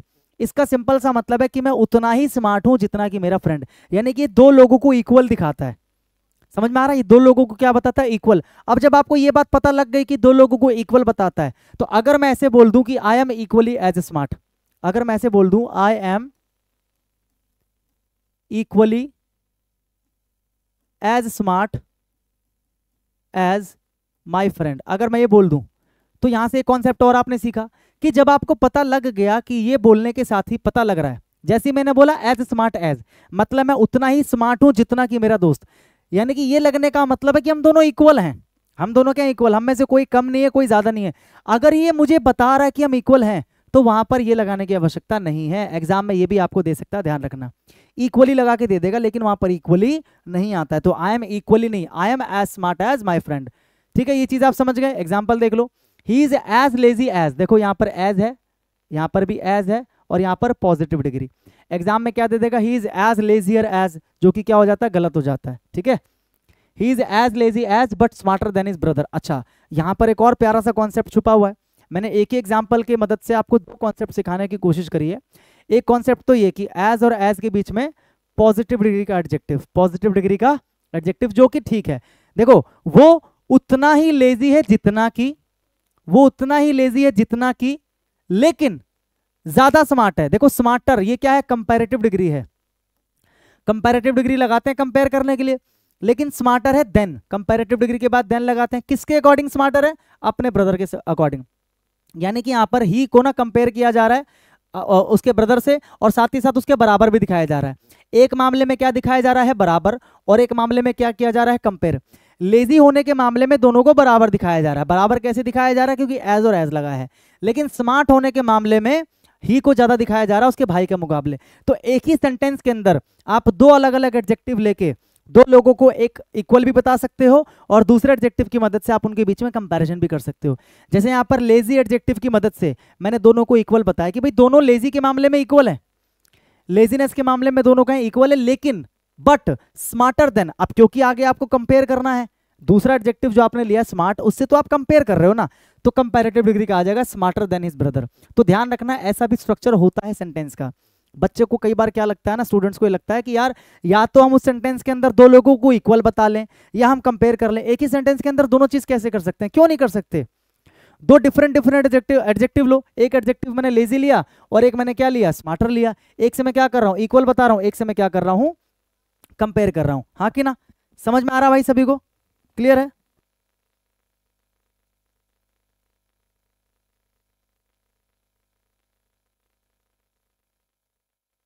All clear भाई। तो एक ही सेंटेंस के अंदर आप इक्वल भी बता सकते हो, कंपेयर भी कर सकते हो, तो स्ट्रक्चर भी याद रखना, ठीक है। These days job opportunities are not so better. देखो नेगेटिव आ गया, नेगेटिव सेंटेंस आ गया ना, तो नेगेटिव में क्या करना है, एज मत लगाना, नेगेटिव में क्या लगाना, so as. These days job opportunities are not so better as, देखो सो और एज दिख रहा है आपको, सो और एज का पेयर आपको दिख रहा है कंजंक्शन का, तो वहां पर क्या करना है आपको, कंपैरेटिव डिग्री का जो एडजेक्टिव है वो नहीं लगाना, यानी कि यहाँ पर कंपैरेटिव लगा हुआ बेटर, ये क्या है, गलत हो जाएगा। यहाँ पर बेटर नहीं आएगा, यहाँ पर क्या आएगा, गुड आएगा, यहाँ पर क्या आएगा, गुड आएगा, ठीक है। These days job opportunities are not so good as they used to be in the early 90s। Error, ये एग्जाम में आया हुआ क्वेश्चन है, ठीक है। I am feeling comparatively better, देखो कंपैरेटिवली और रिलेटिवली, जब मैंने बोल दिया कि मुझे कंपैरेटिवली अच्छा फील हो रहा है, जब मैंने ऑलरेडी बता दिया कंपैरेटिवली, कंपैरेटिवली का मतलब अगर मैं सामने वाले को बोल रहा हूं, वो मेरा हालचाल पूछना है, मैंने बोला भाई आई एम फीलिंग कंपैरेटिवली, तो आगे गुड बोलूंगा ना, कंपैरेटिवली। मैंने खुद बोल दिया कंपैरेटिवली, यानी कि कल के मुकाबले या आज सुबह के मुकाबले। मैंने जैसे ही बोला कंपैरेटिवली, तो अंडरस्टूड है कि मैं किसी दूसरे समय से क्या कर रहा हूं, कंपेयर करके बोल रहा हूं मैं। तो कंपैरेटिवली जब मैंने बोली दिया, तो आगे कंपैरेटिव डिग्री की आवश्यकता नहीं है, यहां पर क्या आएगा, पॉजिटिव डिग्री। तो यहां पर क्या आ जाएगा, comparatively good. I am feeling comparatively good, या I am feeling comparatively well, ठीक है। I am feeling comparatively well today, comparatively well today, ठीक है।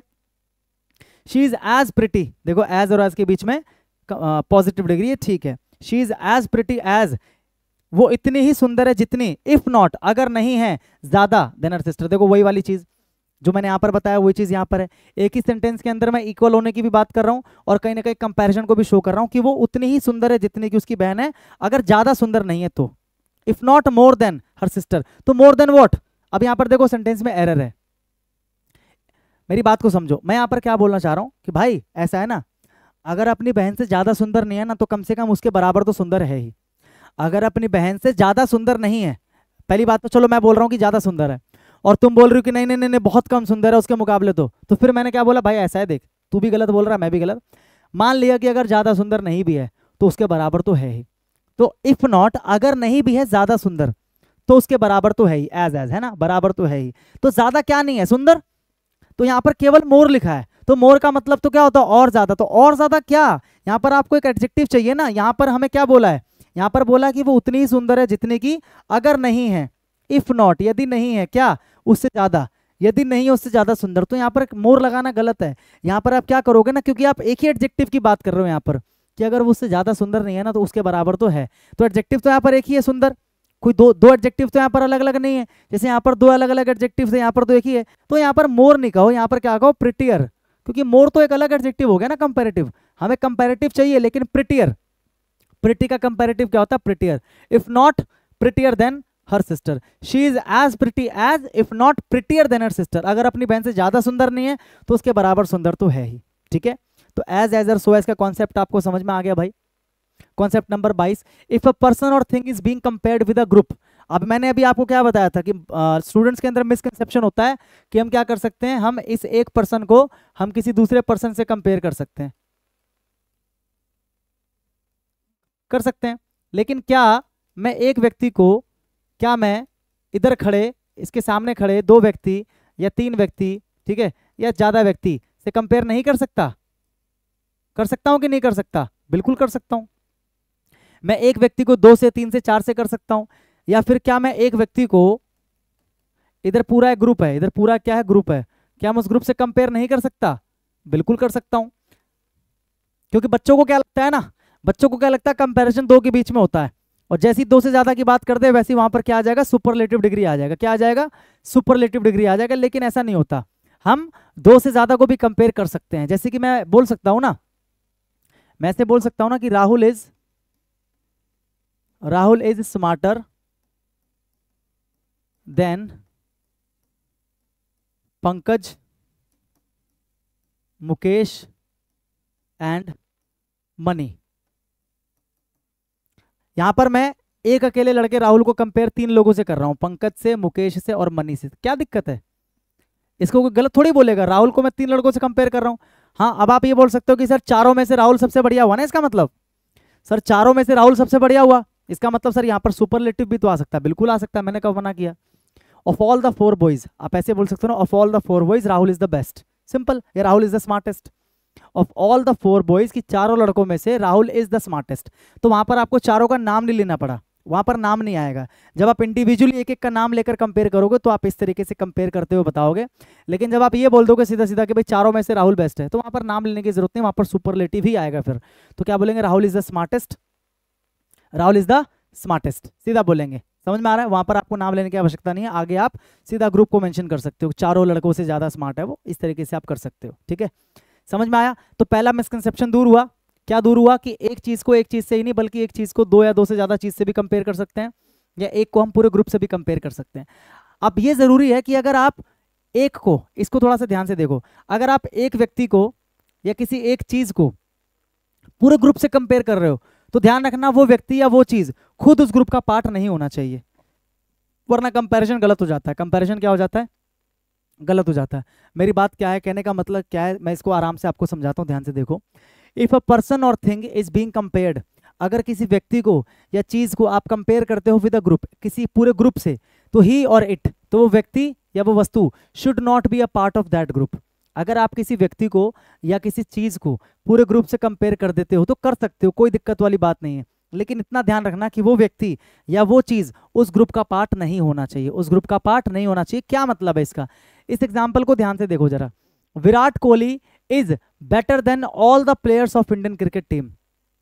एक बात बताओ, मैंने यहाँ पर कंपैरेटिव डिग्री का यूज किया कि विराट कोहली इज बेटर, विराट कोहली जो है ना बेटर है, ठीक है, Virat Kohli is better than all the players. मैंने क्या बोला, than all the players of Indian cricket team, कि मतलब इंडियन क्रिकेट टीम के सारे खिलाड़ी, इंडियन क्रिकेट टीम के सारे खिलाड़ी। एक बात बताओ, अगर मैंने बोल दिया ऑल द प्लेयर्स, तो उस ऑल द प्लेयर्स के अंदर ही विराट कोहली भी तो शामिल होगा, हाँ कि ना?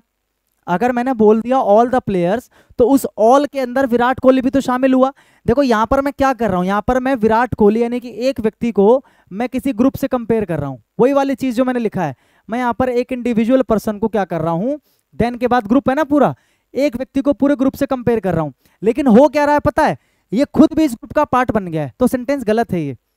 मैंने क्या बोला, आप एक व्यक्ति को ग्रुप से कंपेयर कर सकते हो, लेकिन वो उस ग्रुप का पार्ट नहीं होना चाहिए, क्योंकि Virat Kohli Indian cricket team के सभी खिलाड़ियों से बेहतर है। ये गलत है, क्योंकि सभी में वो भी आ जाएगा। इसकी जगह पर क्या बोलेंगे, Virat Kohli Indian cricket team के बाकी सभी खिलाड़ियों से, बाकी सभी, देखो बाकी का मतलब अलग हो गया, बाकी का मतलब इसको छोड़ दिया हमने अब, कि बाकी सभी खिलाड़ियों से बेहतर है। अगर हमने बोल दिया सभी खिलाड़ियों से, तो उसमें तो सब आ गए, उसमें कोहली भी आ गया। लेकिन अगर मैं बोल रहा हूं बाकी सभी से, तो बाकी सभी के अंदर विराट कोहली अब क्या हो गया, एक्सक्लूड हो गया। तो अभी फिलहाल ये गलत है, अभी फिलहाल क्या है, ये गलत है।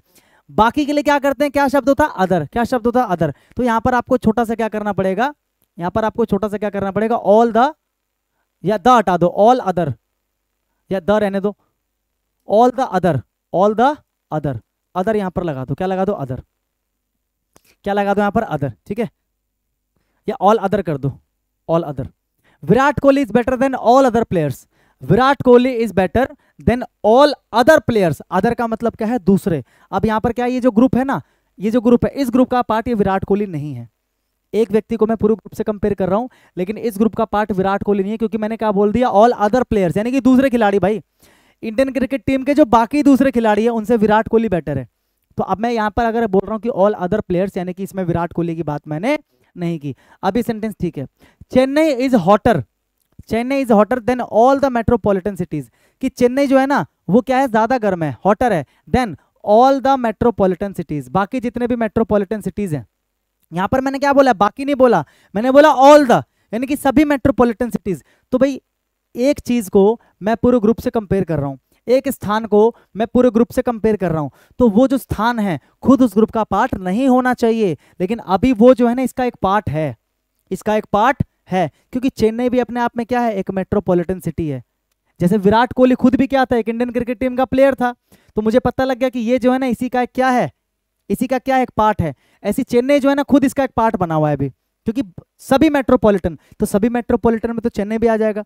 बल्कि क्या बोलना चाहिए, बाकी सभी मेट्रोपॉलिटन, चेन्नई जो है ना बाकी मेट्रोपॉलिटन के मुकाबले, तो बाकी शब्द लगाना पड़ता है यहाँ पर। अगर सभी लगा दोगे तो सभी में वो खुद भी आ जाएगा। तो चेन्नई इज हॉटर देन क्या हो जाएगा, ऑल अदर मेट्रोपॉलिटन, क्या हो जाएगा, ऑल अदर मेट्रोपॉलिटन सिटीज। यहाँ पर क्या आ जाएगा, all other, all other metropolitan cities.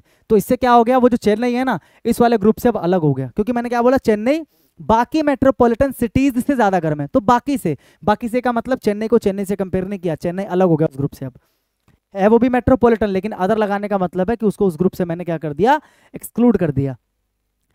Chennai is the hottest of all the metropolitan cities, Chennai is the hottest. यहां पर मैंने कंपैरिजन नहीं किया, यहां पर मैंने क्या बोल दिया, केवल सीधा सीधा सुपरलेटिव। यहां पर मैंने क्या यूज कर दिया, सुपरलेटिव यूज कर दिया मैंने, ठीक है भाई।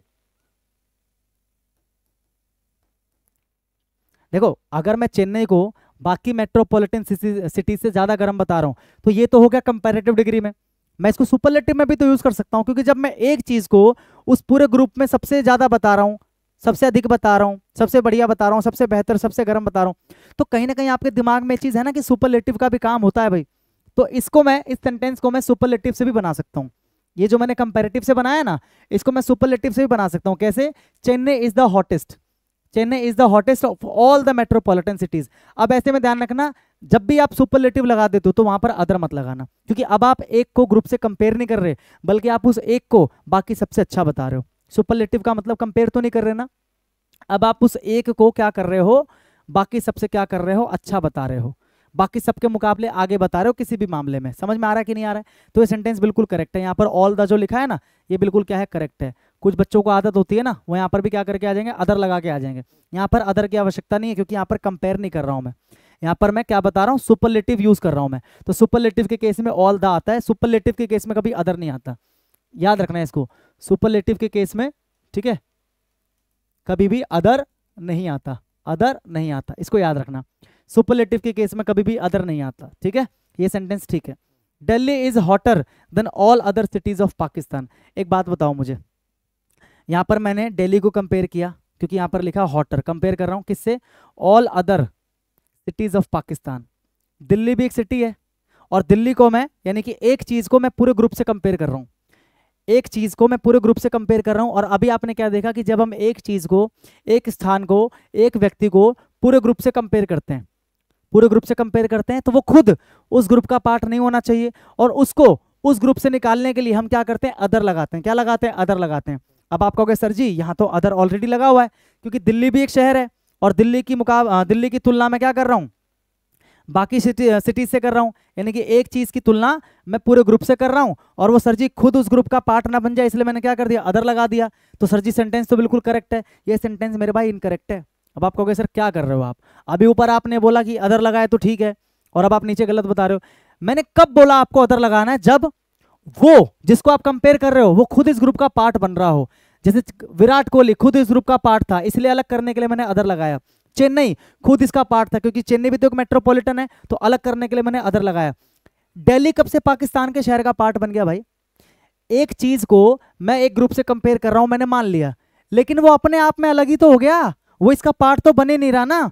क्यों, क्योंकि मैं पाकिस्तान के शहरों की बात कर रहा हूं, तो दिल्ली जो है पाकिस्तान के शहरों में से एक तो नहीं है ना, यानी कि वो ऑलरेडी अलग हो गया। भाई यहाँ पर तो अंडरस्टूड था कि ये भी एक प्लेयर है और बाकी प्लेयर्स की बात हो रही, तो वो इसका पार्ट बन रहा था, अलग करने के लिए अदर। ये भी एक मेट्रोपॉलिटन सिटी है और बाकी मेट्रोपॉलिटन सिटीज की बात हो रही, तो अलग करने के लिए अदर। लेकिन ये तो ऑलरेडी अलग है, क्योंकि दिल्ली है और इधर पाकिस्तान है, दोनों अपने आप में अलग अलग ही हैं, तो यहाँ पर अदर की आवश्यकता नहीं है। यहाँ पर क्या आएगा, ऑल द, यहाँ पर क्या आएगा, ऑल द। समझ गए, Delhi is hotter than all the cities of Pakistan, than all the cities of Pakistan. ऐसे देखो, डायमंड इज मोर प्रेशियस, ये प्रेशियस है, diamond is more precious, previous नहीं प्रेशियस। डायमंड जो है ना ज्यादा प्रेशियस है। देखो क्या हो रहा है, यहाँ पर कंपैरिजन हो रहा है, देन एनी मेटल, ठीक है, देन क्या आ जाएगा, देन एनी मेटल। अब यहां पर देखो मेरे भाई ध्यान से, यहां पर मैं एक चीज को कंपेयर कर रहा हूं किससे, उस पूरे ग्रुप से, एनी मेटल, कि डायमंड जो है ना वो किसी भी मेटल के मुकाबले क्या है, ज्यादा महंगा है, ज्यादा क्या है, महंगा है। यानी कि एक चीज को मैं क्या कर रहा हूं, कंपेयर कर रहा हूं, पूरे ग्रुप से कंपेयर कर रहा हूं, ठीक है। अब आपको देखना कि क्या वो इसका एक पार्ट है या नहीं है, पहले तो आप ये कंफर्म करो। जैसे दिल्ली जो था ना, इसका पार्ट नहीं था, पाकिस्तान के शहरों का पार्ट नहीं था। क्या डायमंड इसका पार्ट है, नहीं है, क्योंकि डायमंड एक मेटल नहीं होता। Diamond is not a metal, diamond is not a metal, diamond is not a metal. तो जब ये मेटल है ही नहीं, तो मुझे पता लग गया कि ये अलग है और ये अलग है। जब ऑलरेडी ये चीज अलग है, तो यहां पर मुझे अदर लगाने की आवश्यकता नहीं है, यानी कि सेंटेंस ये क्या है, करेक्ट है। समझ गए। कुछ बच्चे जबरदस्ती का अदर घुसेड़ने लग जाएंगे अलग करने के लिए, अरे ये ऑलरेडी अलग है, डायमंड कोई मेटल नहीं होता है, जबकि आपको पता है यहाँ पर मेटल की बात हो रही है, यानी कि इस ग्रुप से डायमंड पहले से अलग है, तो यहाँ पर आपको अदर लगाने की आवश्यकता नहीं है। तो diamond is more precious than any metal, कि डायमंड किसी भी मेटल के मुकाबले क्या है, ज्यादा महंगा है, ज्यादा क्या है, महंगा है। अगर डायमंड भी एक मेटल होता तो मैं क्या बोलता, diamond is more precious than any other metal, क्या बोलता, देन एनी अदर मेटल, फिर वहां पर क्या लगाना पड़ता, अदर लगाना पड़ता। मेरी बात को समझ गए, हाँ कि ना। बहुत प्यारा, बहुत अच्छा कॉन्सेप्ट है ये, कंपैरेटिव को लेकर बहुत बच्चों के दिमाग में मिसकंसेप्शन होता है, तो आगे से मिसकंसेप्शन ना बने आपके दिमाग में। अदर क्यों लगाते हैं हम, जब उसको एक सिंगुलर इंडिविजुअल को जब हम क्या करते हैं, उस ग्रुप से अलग निकालना होता है। अगर हमें ये पता हो कि भाई वो खुद उस ग्रुप का पार्ट है, जैसे ये इसका ऑलरेडी पार्ट है, ये इसका पार्ट है, तो यहाँ पर अदर लगा के हमने लग किया, लेकिन मुझे पता है कि ये इसका पार्ट हो ही नहीं सकता, क्योंकि यहाँ पर पाकिस्तान की बात कर रहा हूँ, तो ऑलरेडी अलग है वो, तो यहाँ पर अदर की आवश्यकता है ही नहीं, ठीक है। और ऐसी मुझे पता है ये ऑलरेडी अलग है, तो यहाँ पर अदर की आवश्यकता नहीं है। तो एनी के बाद डायरेक्ट नाउन लगाओ सिंगुलर, और अगर ऑल लगाते हो तो ऑल के बाद क्या लग जाता है, नाउन जो लग जाता है प्लूरल, ऑल द सिटीज। अगर एनी के बाद नाउन लगा रहे हो तो नाउन सिंगुलर लगेगा, एनी सिटी या एनी मेटल, और ऑल के बाद लगा रहे हो तो क्या बनेगा, प्लूरल, जैसे कि all the cities, all the cities. आप ऐसे भी लिख सकते थे कि Delhi is hotter then any city of Pakistan, आप एनी से भी बना सकते थे इसको, अदर नहीं लगेगा वो अलग बात है।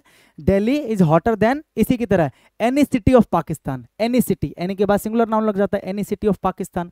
ऑल लगाते हो तो plural, all the cities of Pakistan, all the cities of Pakistan. अगर एनी लगाते हो तो एनी सिटी ऑफ पाकिस्तान।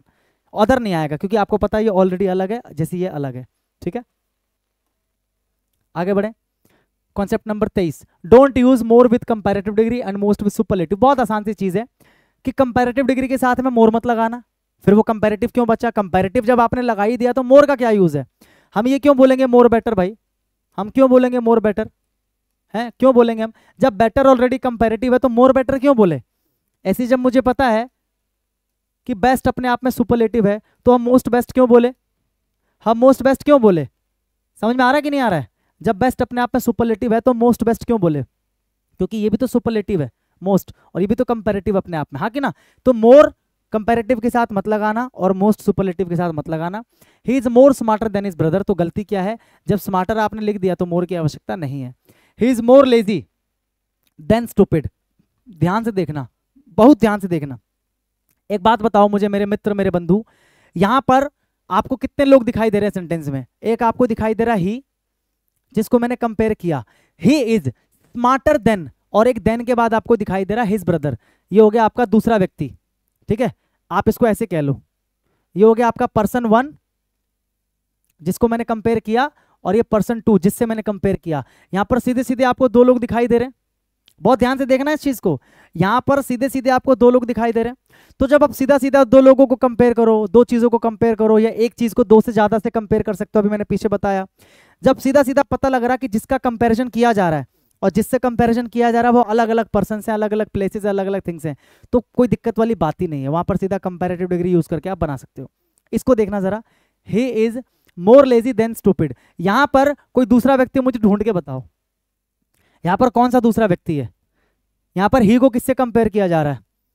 तो आप नहीं ढूंढ पाओगे दूसरा व्यक्ति कौन है, क्योंकि देखो कई बार ऐसा भी होता है कि हम 2 अलग अलग इंसानों या 2 अलग अलग चीजों या 2 अलग अलग प्लेसेस को कंपेयर ना करके हम एक ही इंसान की 2 अलग अलग क्वालिटी को कंपेयर कर सकते हैं। जैसे कि मान के चलो वो जो व्यक्ति है ना, ये ही जो भी व्यक्ति है मान लो, वो लेजी भी है और स्टूपिड भी है। कोई व्यक्ति है वो एक लेजी व्यक्ति भी है और एक स्टूपिड व्यक्ति भी है, लेकिन जितना वो स्टूपिड है उससे ज्यादा वो लेजी है। तो यहां पर मैंने ही को ना किसी और व्यक्ति से कंपेयर नहीं किया, यहां पर ही को मैंने किसी दूसरे व्यक्ति से कंपेयर नहीं किया, बल्कि मैंने ही की ही 2 अलग अलग क्वालिटीज उठा ली। और मैंने क्या बोला भाई, वो स्टूपिड भी है, वो लेजी भी है, लेकिन स्टूपिड के मुकाबले ज्यादा लेजी है वो। तो ध्यान रखना जब एक ही व्यक्ति की 2 क्वालिटी को कंपेयर करते हो, ठीक है? 2 qualities of a person, 2 qualities of a person are compared. ये याद रखना, एक इंसान की 2 अलग अलग क्वालिटीज को कंपेयर किया जा सकता है। ठीक है, he is more lazy than stupid. अब आपको पता है एक क्वालिटी ये है और एक क्वालिटी ये है, और इन दोनों को ही कंपेयर किया जा रहा है देन की मदद से। तो ऐसी चीज में आपको ध्यान रखना है कि अभी जो आपने ऊपर पढ़ा ये फ्लॉप हो जाएगा। क्या हो जाएगा? फ्लॉप हो जाएगा। जब एक ही व्यक्ति की 2 अलग अलग क्वालिटीज को कंपेयर कर रहे हो, अब ध्यान रखना, चाहे इसका कंपेरेटिव डिग्री कुछ भी बनता हो, लेकिन आपको कंपेरेटिव बनाना नहीं है, आपको हमेशा और हमेशा मोर के साथ पॉजिटिव डिग्री ही लगाना है।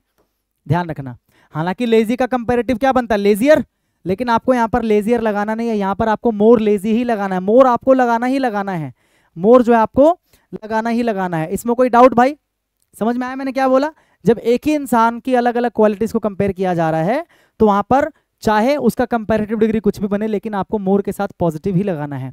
और देन के बाद जो आएगा एडजेक्टिव, वो भी किस में आएगा? पॉजिटिव डिग्री में ही आएगा। इस चीज को याद कर लो। जैसे यहां पर तो आपको पता है कंपेरेटिव आएगा सीधा सीधा, क्योंकि 2 लोगों को कंपेयर किया जा रहा है, कंपेरेटिव आएगा और उसके साथ मोर नहीं आएगा, जो अभी मैंने ऊपर आपको पढ़ाया। लेकिन जब एक ही व्यक्ति हो, 2 अलग अलग क्वालिटी हो, तो कंपेरेटिव डिग्री नहीं आएगा, मोर के साथ पॉजिटिव डिग्री आएगा। ठीक है, ये सेंटेंस क्या है? बिल्कुल करेक्ट है, याद रख लोगे इसको। मैंने इसलिए यहां पर लिख दिया ताकि मैं आपको समझा सकूं। एग्जाम्पल देखो, this is the most toughest question. जब टफेस्ट अपने आप में सुपरलेटिव डिग्री है तो यहाँ पर मोस्ट की आवश्यकता नहीं है। That boy is smarter and cleverer than his brother. That boy is smarter and cleverer than his brother. यहाँ पर एक ये रहा जिसको कंपेयर कर रहा हूँ और दूसरा ये रहा जिससे कंपेयर कर रहा हूँ, तो सीधा सीधा 2 लोग हैं मुझे पता है। तो कंपेरेटिव डिग्री ये रहा और एक कंपेरेटिव डिग्री ये रहा, यानी कि दो क्वालिटीज को कंपेयर कर रहा हूँ ना। 2 व्यक्ति हैं और उनकी 2 क्वालिटीज हैं और उनको मैं कंपेयर कर रहा हूँ, तो दोनों कंपेरेटिव। तो that boy is smarter and cleverer than. तो जब आपको पता है कि दोनों कंपेरेटिव है और दोनों के साथ देन आना है, तो देन केवल आपको सेकंड वाले के साथ लगाना है, ये ध्यान रखना। इसलिए मैंने आपको ये एग्जांपल लिख के दिखाया है। ठीक है, that boy is smarter and cleverer than his brother. जब आपको पता है कि दो कंपैरेटिव यूज कर रहे हो आप और दोनों के साथ ही देन लगाते हैं, दोनों के साथ ही क्या लगाते हैं, देन, तो देन केवल आपको सेकंड वाले के साथ लगाना है। अब एक और एग्जांपल देखो जरा, she is elder to and prettier than. बहुत ध्यान से देखो, देखो एल्डर क्या है, कंपैरेटिव डिग्री है, हाँ कि ना, प्रिटियर भी क्या है, कंपैरेटिव डिग्री है, और हर सिस्टर देखो ये दो है, ये एक है, यानी कि जिसको कंपेयर कर रहा हूं वो भी है, जिससे कंपेयर कर रहा हूं वो भी है, दो अलग अलग पर्सन है, दो अलग अलग पर्सन की दो अलग अलग क्वालिटीज को कंपेयर किया जा रहा है, तो ये भी कंपैरेटिव डिग्री और ये भी कंपैरेटिव डिग्री। लेकिन मेरे बंधु आप ध्यान रखना कि एल्डर के साथ कभी भी देन नहीं लगाते। आपने पढ़ा होगा, नहीं पढ़ा तो मैं आपको बता दूं, एल्डर के साथ कभी भी देन नहीं लगाते, एल्डर के साथ हमेशा क्या लगाते हैं, टू, और प्रिटर के साथ क्या लगाते हैं, देन। तो जब आपको पता है कि दोनों के साथ अलग अलग चीज की रिक्वायरमेंट है, एक के साथ टू की रिक्वायरमेंट है, एक के साथ देन की रिक्वायरमेंट है, तो आपको दोनों के साथ लगाना पड़ेगा। अगर यहाँ पर मान लो टू को मैं हाइड कर दूं, मिसिंग कर दूं, she is Elder and prettier then, तो वो गलत हो जाएगा। जैसे पीछे आपने क्या पढ़ा, पीछे आपने पढ़ा कि भाई दोनों के साथ देन ही आता है, इसीलिए दोनों के साथ अलग अलग की रिक्वायरमेंट नहीं, केवल सेकंड वाले के साथ आएगा। लेकिन इसमें आपने क्या पढ़ा कि भैया यहां पर एल्डर के साथ टू आता है और प्रिटर के साथ देन आता है, तो दोनों के साथ अलग अलग आपको लगाना पड़ेगा। ये चीज आप याद रखना, जब एक के साथ टू आ रहा है, एक के साथ देन आ रहा है, तो लगाओ उसको, ठीक है। This young lady is more beautiful but not so cultured as her younger sister, कि ये जो यंग लेडी है ना, इज मोर ब्यूटीफुल, ये ज्यादा खूबसूरत है लेकिन उतनी कल्चर्ड नहीं है जितनी कि उसकी छोटी बहन है। मतलब यहाँ पर दो अलग अलग क्वालिटीज को कंपेयर किया जा रहा है। देखो पहले दो अलग व्यक्ति हैं, एक यंग लेडी है जिसको कंपेयर किया जा रहा है और एक उसकी छोटी बहन है जिससे कंपेयर किया जा रहा है, और इनकी दो क्वालिटीज ली गई है दोनों की, एक सुंदरता वाली क्वालिटी और एक कल्चर्ड होने वाली क्वालिटी ली गई है, ठीक है। तो एक में कंपेयर किया जा रहा है, मैंने आपको बताया था कि एक ही सेंटेंस के अंदर कंपेयर भी कर सकते हैं और इक्वल भी बता सकते हैं, बताया था। तो वो अपनी छोटी बहन के मुकाबले ज्यादा सुंदर तो है लेकिन उतनी कल्चर्ड नहीं है। देखो सो और एज के बीच में पॉजिटिव डिग्री का एडजेक्टिव, यानी कि बिल्कुल ठीक है। ये बताया था ना पीछे कि सो एज और एज के बीच में पॉजिटिव डिग्री का एडजेक्टिव आता है, और नॉट है तो सो एज आएगा, एज नहीं आएगा। ये तो बिल्कुल ठीक है कि वो उतनी कल्चर्ड नहीं है जितनी उसकी छोटी बहन है, लेकिन उससे ज्यादा क्या है, खूबसूरत है। यानी कि यहाँ पर कंपैरिजन है और यहाँ पर दोनों को इक्वल बताया जा रहा है। यहाँ पर कंपैरिजन है, सॉरी यहाँ पर कंपैरिजन है, यहाँ पर दोनों को इक्वल, तो चलो ये तो ठीक है, अपने आप में सुलट गया मामला। लेकिन जब यहाँ पर आपने कंपेयर किया तो कंपैरिजन के साथ में, कंपैरेटिव डिग्री के साथ में देन भी तो लगाना होता है, देन कौन लगाएगा, तो ये यहाँ पर एरर था। This young lady is more beautiful than, is more beautiful than but not so cultured as her younger sister, तो यहाँ पर देन मिसिंग था, याद रखना। इस तरीके से ये एग्जाम में आए हुए क्वेश्चन है, ये भी एग्जाम में आया हुआ है, ये भी एग्जाम में आया हुआ है, अपनी तरफ से नहीं बनाया गया है, ठीक है। जब आपको पता है कि कंपेयर किया जा रहा है तो कंपेरेटिव के साथ में देन लगाओगे ना भाई, हाँ कि ना। और ध्यान रखना ब्यूटीफुल का ब्यूटीफुलर नहीं होता, ब्यूटीफुल का कंपेरेटिव मोर ब्यूटीफुल होता है। तो ये मैं सोचना कि सर ने भी बताया था कि कंपेरेटिव के साथ में मोर नहीं लगाते, यहाँ पर मोर लगा है, ये मोर ही इसको कंपेरेटिव बना रहा है, अलग से मोर नहीं लगा है, ठीक है। रमन इज द बेस्ट या बेटर क्या आएगा, ऑफ द टू ब्रदर्स, क्या आएगा यहाँ पर बताओ, Raman is the best of the two brothers या रमन इज द बेटर। जब क्लियरली पता हो कि दो लोगों की बात हो रही तो वहां पर कभी भी सुपरलेटिव नहीं आता। जब क्लियरली पता हो कि दो लोगों की बात हो रही तो सुपरलेटिव नहीं आता। अब आप कहोगे सर यहाँ पर कंपैरेटिव आ सकता है, बिल्कुल आ सकता है, ये स्ट्रक्चर होता है। देखो पहले यहाँ पर आपको एक सब्जेक्ट दिया जाएगा, सब्जेक्ट वन आपको दिया जाएगा, यहाँ पर आपको वर्ब दिया जाएगा, यहाँ पर आपको कंपैरेटिव डिग्री दिया जाएगा, यहाँ पर आपको दिया जाएगा ऑफ द टू, क्या दिया जाएगा, ऑफ द, ये हमेशा फिक्स है। ये यहाँ पर द, कंपैरेटिव डिग्री से पहले द, ये स्ट्रक्चर याद रखना भाई, कुछ चीजें याद भी रखनी पड़ेंगी आपको, ठीक है।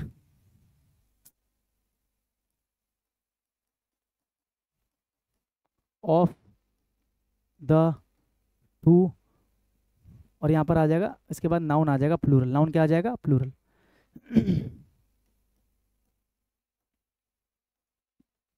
ठीक है, आपने पढ़ा होगा कि सुपरलेटिव डिग्री के साथ हमेशा द लगाते हैं, एक दो केसेस होते हैं जब नहीं भी लगाते हैं सुपरलेटिव के साथ, लेकिन देखो कंपैरेटिव के साथ भी द लगता है, इस वाले केस में, केवल इस वाले केस में कंपैरेटिव के साथ भी द लगता है, तो हमेशा यहाँ पर द आएगा। अगर द नहीं देगा तो वो सेंटेंस गलत हो जाएगा। जब भी ऐसा स्ट्रक्चर हो कि एक सब्जेक्ट हो, सब्जेक्ट के बाद में वर्ब हो, वर्ब के बाद में क्या हो, द के बाद में कंपैरेटिव डिग्री, और उसके बाद में ये हो ऑफ द टू, क्या हो, ऑफ द, ये जरूरी है ऑफ द टू, और उसके बाद में जाहिर सी बात है जो नाउन होगा वो प्लूरल। तो ये ऐसा स्ट्रक्चर अगर आपको दिया जाए तो आपको याद क्या रखना है कि एक तो कंपैरेटिव से पहले द आएगा, और दूसरी चीज क्या याद रखनी है आपको कि यहाँ पर ऑफ द टू हमेशा लिखा रहेगा, ठीक है। इतना समझ गए भाई, हाँ कि ना। अलग अलग एग्जाम्पल्स से मैंने आपको बहुत सारी चीजें क्लियर कर दी हैं। Concept number 24, comparative degree is used to express gradual development और प्रोग्रेशन रिग्रेशन। जब किसी चीज में ग्रेजुअल डेवलपमेंट होता है, ग्रेजुअल का मतलब क्या होता है, डे बाय डे या धीरे धीरे, है ना। जैसे कि आज कोई चीज़ इम्प्रूव है, कल ज़्यादा इम्प्रूव होगी, उसके बाद और ज़्यादा इम्प्रूव होगी। तो ग्रेजुअल का मतलब यही तो होता है कि जब मैं उसको कल के मुकाबले कंपेयर करूंगा तो मुझे ज़्यादा मिलेगी, जब मैं उसको कल से कंपेयर करूंगा तो मुझे ज़्यादा मिलेगी, तभी तो मैं बोलता हूँ कि हाँ ग्रेजुअल डेवलपमेंट हो रहा है। हाँ कि ना, समझ में आ रहा है कि नहीं आ रहा। जैसे मैंने एक पेड़ उगाया, मैंने एक पौधा उगाया मैंने, ठीक है। अब वो क्या हो रहा है, डेली बड़ा हो रहा है। तो जब मैं उसको डेली देख रहा हूँ या जब मैं उसको हर 7-8 दिन पे देख रहा हूँ और जब मैं उसको पहले से कंपेयर कर रहा हूँ, पहले वीक से कंपेयर कर रहा हूँ, तो मुझे उसमें कुछ ना कुछ क्या दिखाई दे रही है, ग्रोथ दिखाई दे रही है। उसी को हम बोलते हैं ग्रेजुअल डेवलपमेंट, है ना। क्योंकि हम उसको क्या करते हैं, पिछले वाले से क्या करते हैं, कंपेयर कर देते हैं कि भाई पिछले सप्ताह तो ऐसा था लेकिन अब ऐसा है। तो जैसे ही मैं ग्रेजुअल डेवलपमेंट की बात करता हूँ तो आपको समझ में आ जाता है कि हाँ कंपैरिजन की बात तो होगी होगी, नहीं समझे। जैसे ही मैं ग्रेजुअल डेवलपमेंट की बात करता हूँ आपको समझ में आ जाएगा कि हाँ यार कंपैरिजन की बात तो होगी ही होगी, कंपेयर तो किया ही जाएगा, कंपेयर तो किया ही जाएगा। क्लियर है, कंपेयर तो किया ही जाएगा। तो ध्यान रखना, comparative degree is used to express gradual development, ठीक है। या फिर प्रोग्रेशन रिग्रेशन। प्रोग्रेस का मतलब आगे बढ़ना और रिग्रेशन का मतलब क्या होता है, पीछे हटना, पीछे या नीचे गिरना। मैं किसी को बोलूँ कि यार तुम दिन प्रतिदिन पतले होते जा रहे हो, तो देखो दिन प्रतिदिन पतले होने का क्या मतलब है कि मैंने तुमको कल देखा था तो तुम थोड़े कम पतले थे, आज देख रहा हूँ कल के मुकाबले थोड़े ज़्यादा हो गए, फिर कल देखूंगा तो उसके मुकाबले थोड़े ज़्यादा। तो जब मैं किसी को बोल रहा हूँ कि दिन प्रतिदिन होते जा रहे हो या तुम धीरे धीरे होते जा रहे हो, इसका मतलब मैं उसको हर पिछले दिन से कंपेयर कर रहा हूँ। तो जब आपको पता लगी गया कि आप कंपेयर कर रहे हो तो जाहिर सी बात है कंपेरेटिव डिग्री आएगा, हाँ कि ना। तो द वेदर इज बिकमिंग, मौसम जो है वो होता जा रहा है हॉटर एंड हॉटर। इस तरीके से कंपैरेटिव डिग्री फिर एंड फिर कंपैरेटिव डिग्री, ये स्ट्रक्चर याद रखना, ठीक है। कंपैरेटिव डिग्री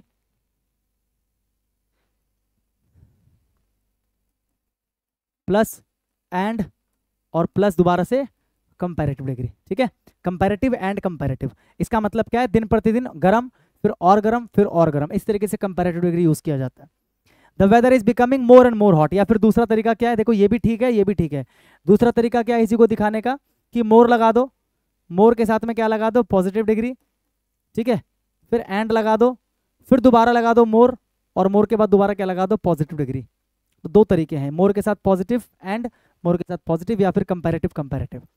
तो more and more hot, sorry more के साथ यहाँ पॉजिटिव नहीं आएगा, यहाँ पर केवल मोर आता है, यहाँ पर केवल क्या आता है, मोर, मोर एंड मोर हॉट, ठीक है। पॉजिटिव डिग्री चला जाएगा लास्ट में।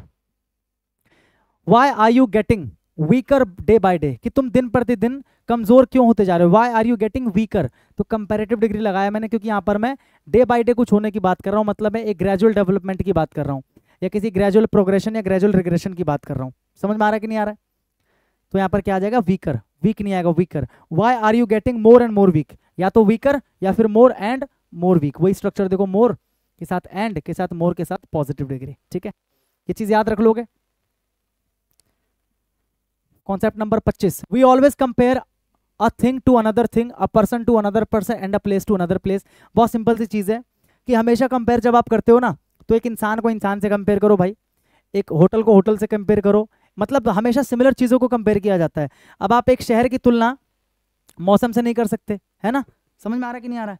आप एक शहर की तुलना मौसम से नहीं कर सकते, आप एक इंसान की तुलना शहर से नहीं कर सकते, आप एक मैगजीन की तुलना आर्टिकल से नहीं कर सकते। मैगजीन की मैगजीन से करोगे, आर्टिकल की आर्टिकल से करोगे, इंसान की इंसान से करोगे, मौसम की मौसम से, शहर की शहर से। समझ में आ रहा है कि नहीं आ रहा है। तो हमेशा सिमिलर चीज़ों को कंपेयर किया जाता है, ये ध्यान रखना। The weather of Patna, the weather of Patna, ये आपका वेदर है जिसको कंपेयर किया जा रहा है, ये आपका प्रेपोजिशन है, ठीक है। और ये आपका क्या है, प्रेपोजिशन का ऑब्जेक्ट हो गया। The weather of Patna is hotter, compare किया जा रहा है, कंपेरेटिव डिग्री है। देन के बाद क्या चीज है, दिल्ली, यानी कि इससे कंपेयर किया जा रहा है। कंपेयर हम किसको कर रहे हैं, वेदर को, और कंपेयर किससे कर रहे हैं, सिटी से। क्या हम वेदर को सिटी से कंपेयर कर सकते हैं, वेदर को सिटी से कंपेयर कर सकते हैं। तो आपका आंसर होगा सर नहीं कर सकते।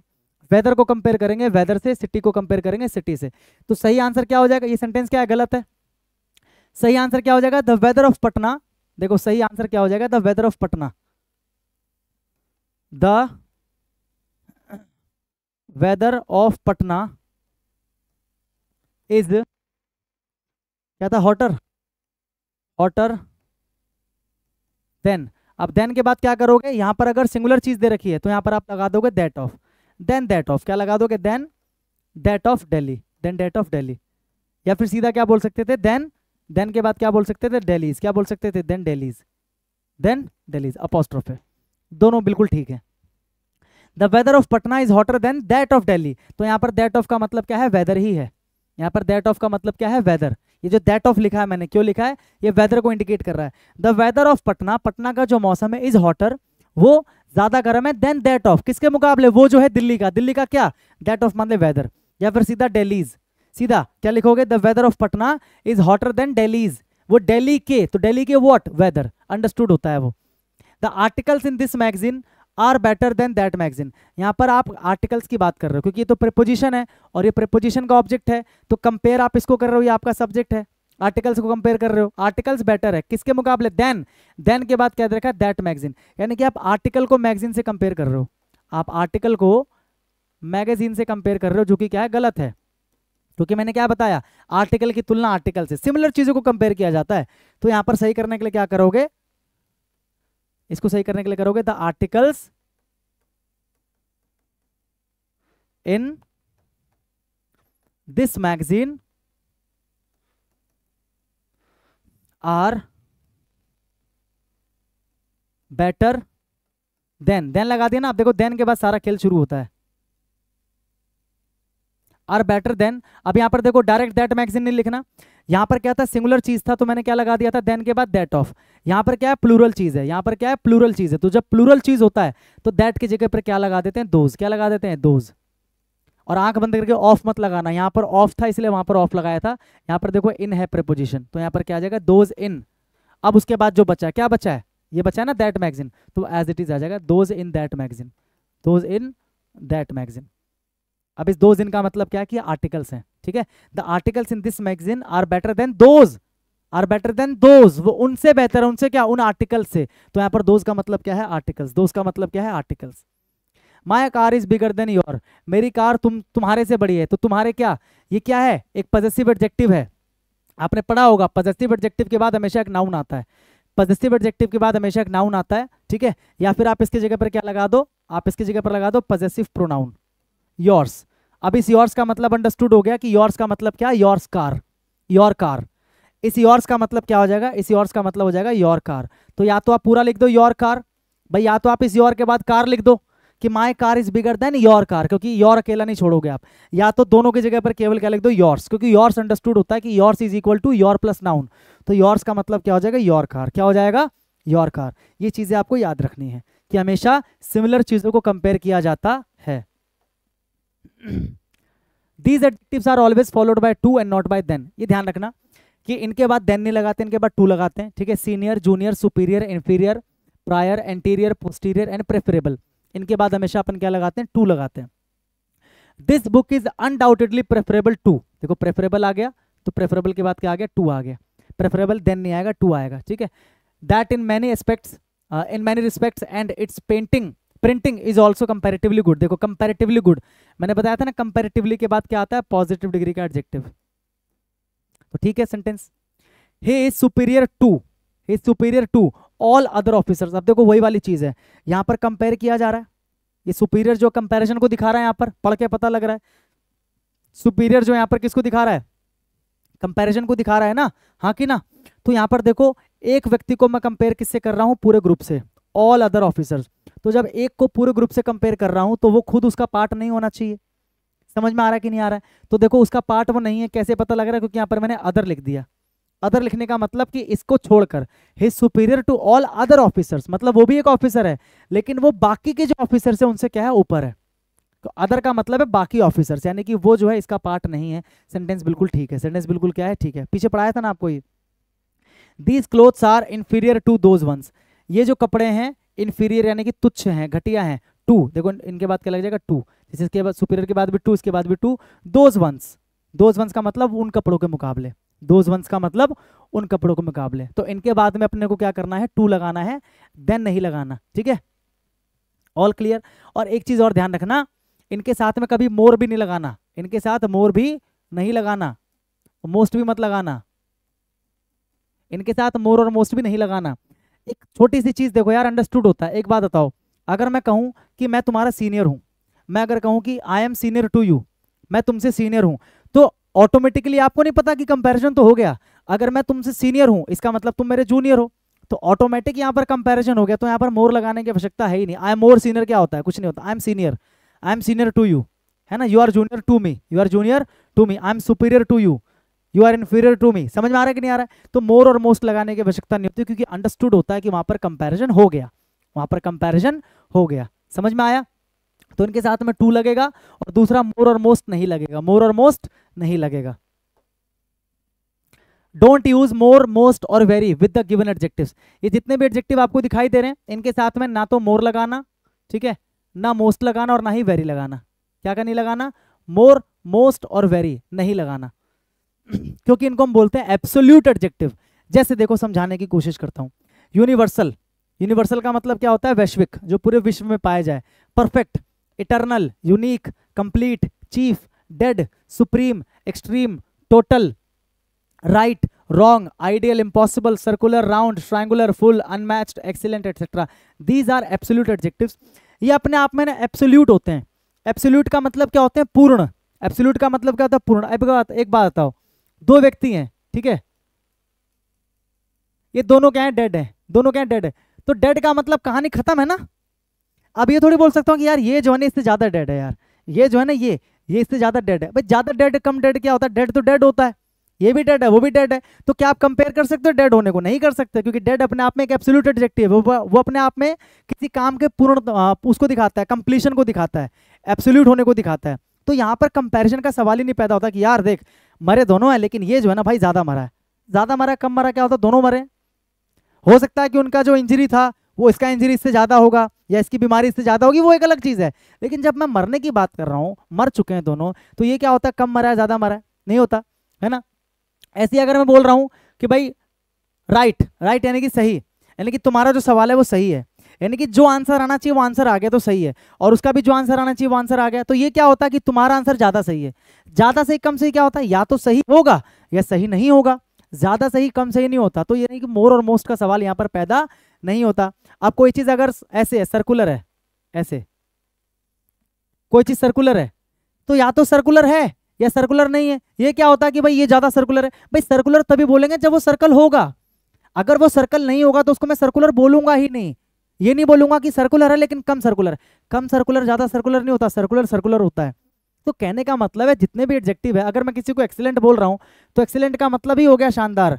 कम एक्सीलेंट ज्यादा एक्सीलेंट नहीं होता, ठीक है। Supreme, supreme court, supreme court एक ही है ना, आपने देखा इंडिया में। क्यों है? क्योंकि सुप्रीम का मतलब ही होता है सर्वोच्च, सर्वोपरि, सबसे ऊपर, उससे ऊपर नहीं हो सकता। ये नहीं बोल सकते कि भाई ये छोटा सुप्रीम कोर्ट, ये बड़ा सुप्रीम कोर्ट, ये कम सुप्रीम कोर्ट, ये ज्यादा सुप्रीम कोर्ट, ऐसा नहीं होता। ये सारे एब्सोल्यूट एडजेक्टिव्स हैं, इनके साथ में मोर का, मोस्ट का, वेरी का इस्तेमाल नहीं करना होता। This is the most unique creature, गलत है, द मोस्ट नहीं आएगा, this is a unique creature, this is a unique creature, ठीक है। मोस्ट हटेगा तो द भी हट जाएगा। Don't say that this task is very impossible. भाई इंपॉसिबल का मतलब ही है संभव, जो हो ही नहीं सकता। तो वेरी इंपॉसिबल क्या होता है? इंपॉसिबल का मतलब ही है कि नहीं हो पाएगा, कुछ भी कर लो। तो वेरी इंपॉसिबल क्या है भाई? बहुत इंपॉसिबल क्या है? कुछ नहीं है। समझ में आ रहा है कि नहीं आ रहा है? तो don't say that this task is impossible, only impossible. English is the most universal language. English जो है ना भाई सबसे ज्यादा यूनिवर्सल लैंग्वेज है। भाई यूनिवर्सल का मतलब है वैश्विक, जो पूरे विश्व में है। अब जो पूरे विश्व में है तो या तो वो विश्व में है या विश्व में नहीं है। ज्यादा है कम है क्या होता है ना। तो क्या हो जाएगा? English is a universal language, the most हट जाएगा। English is a universal language, बहुत सिंपल सी चीज है। ये सारे जितने भी आपको दिख रहे हैं इनको हम बोलते हैं एब्सोल्यूट एडजेक्टिव, और इनके साथ में मोर या मोस्ट का इस्तेमाल नहीं करना होता है, ठीक है भाई। Position of ordinal and cardinal. Ordinal adjective क्या होता है? जो क्रम को दिखाता है। क्रम का मतलब क्या होता है? ठीक है, देखो एक होता है ऑर्डिनल, एक होता है कार्डिनल, ध्यान से देख लेना भाई, ठीक है। ऑर्डिनल का मतलब होता है जो क्रम को दिखाता है, जैसे कि फर्स्ट, क्रम को दिखाता है, first, second, third, next, last, etcetera. ये जितने भी एडजेक्टिव हैं इनको हम बोलते हैं ऑर्डिनल एडजेक्टिव्स। क्या बोलते हैं? ऑर्डिनल एडजेक्टिव्स, क्योंकि ये सारे के सारे जो ना क्रम को दिखाते हैं, ऑर्डर को दिखाते हैं। किसको दिखाते हैं? क्रम को या ऑर्डर को, ठीक है। जैसे मैं बोलूं the first boy, the next boy, the last boy, तो यहां पर मैं संख्या की बात नहीं कर रहा हूं, मैं क्या बोल रहा हूँ, क्रम, कि लास्ट का मतलब अंतिम वाला। यहाँ पर मैंने संख्या नहीं बताई, लेकिन अगर मैं बोलूँ 4 बॉयज, अब यहाँ पर मैं किसी का क्रम नहीं बल्कि मैं एक संख्या बता रहा हूँ, 4 लड़के, ठीक है, तो उसको हम बोलते हैं कार्डिनल। कार्डिनल का मतलब जो प्रमुख संख्याएं होती हैं, जैसे कि 1 2 3, जितने भी प्रमुख संख्याएं हैं, आप तो आगे देख ही लोगे, 4 5 6 7 8।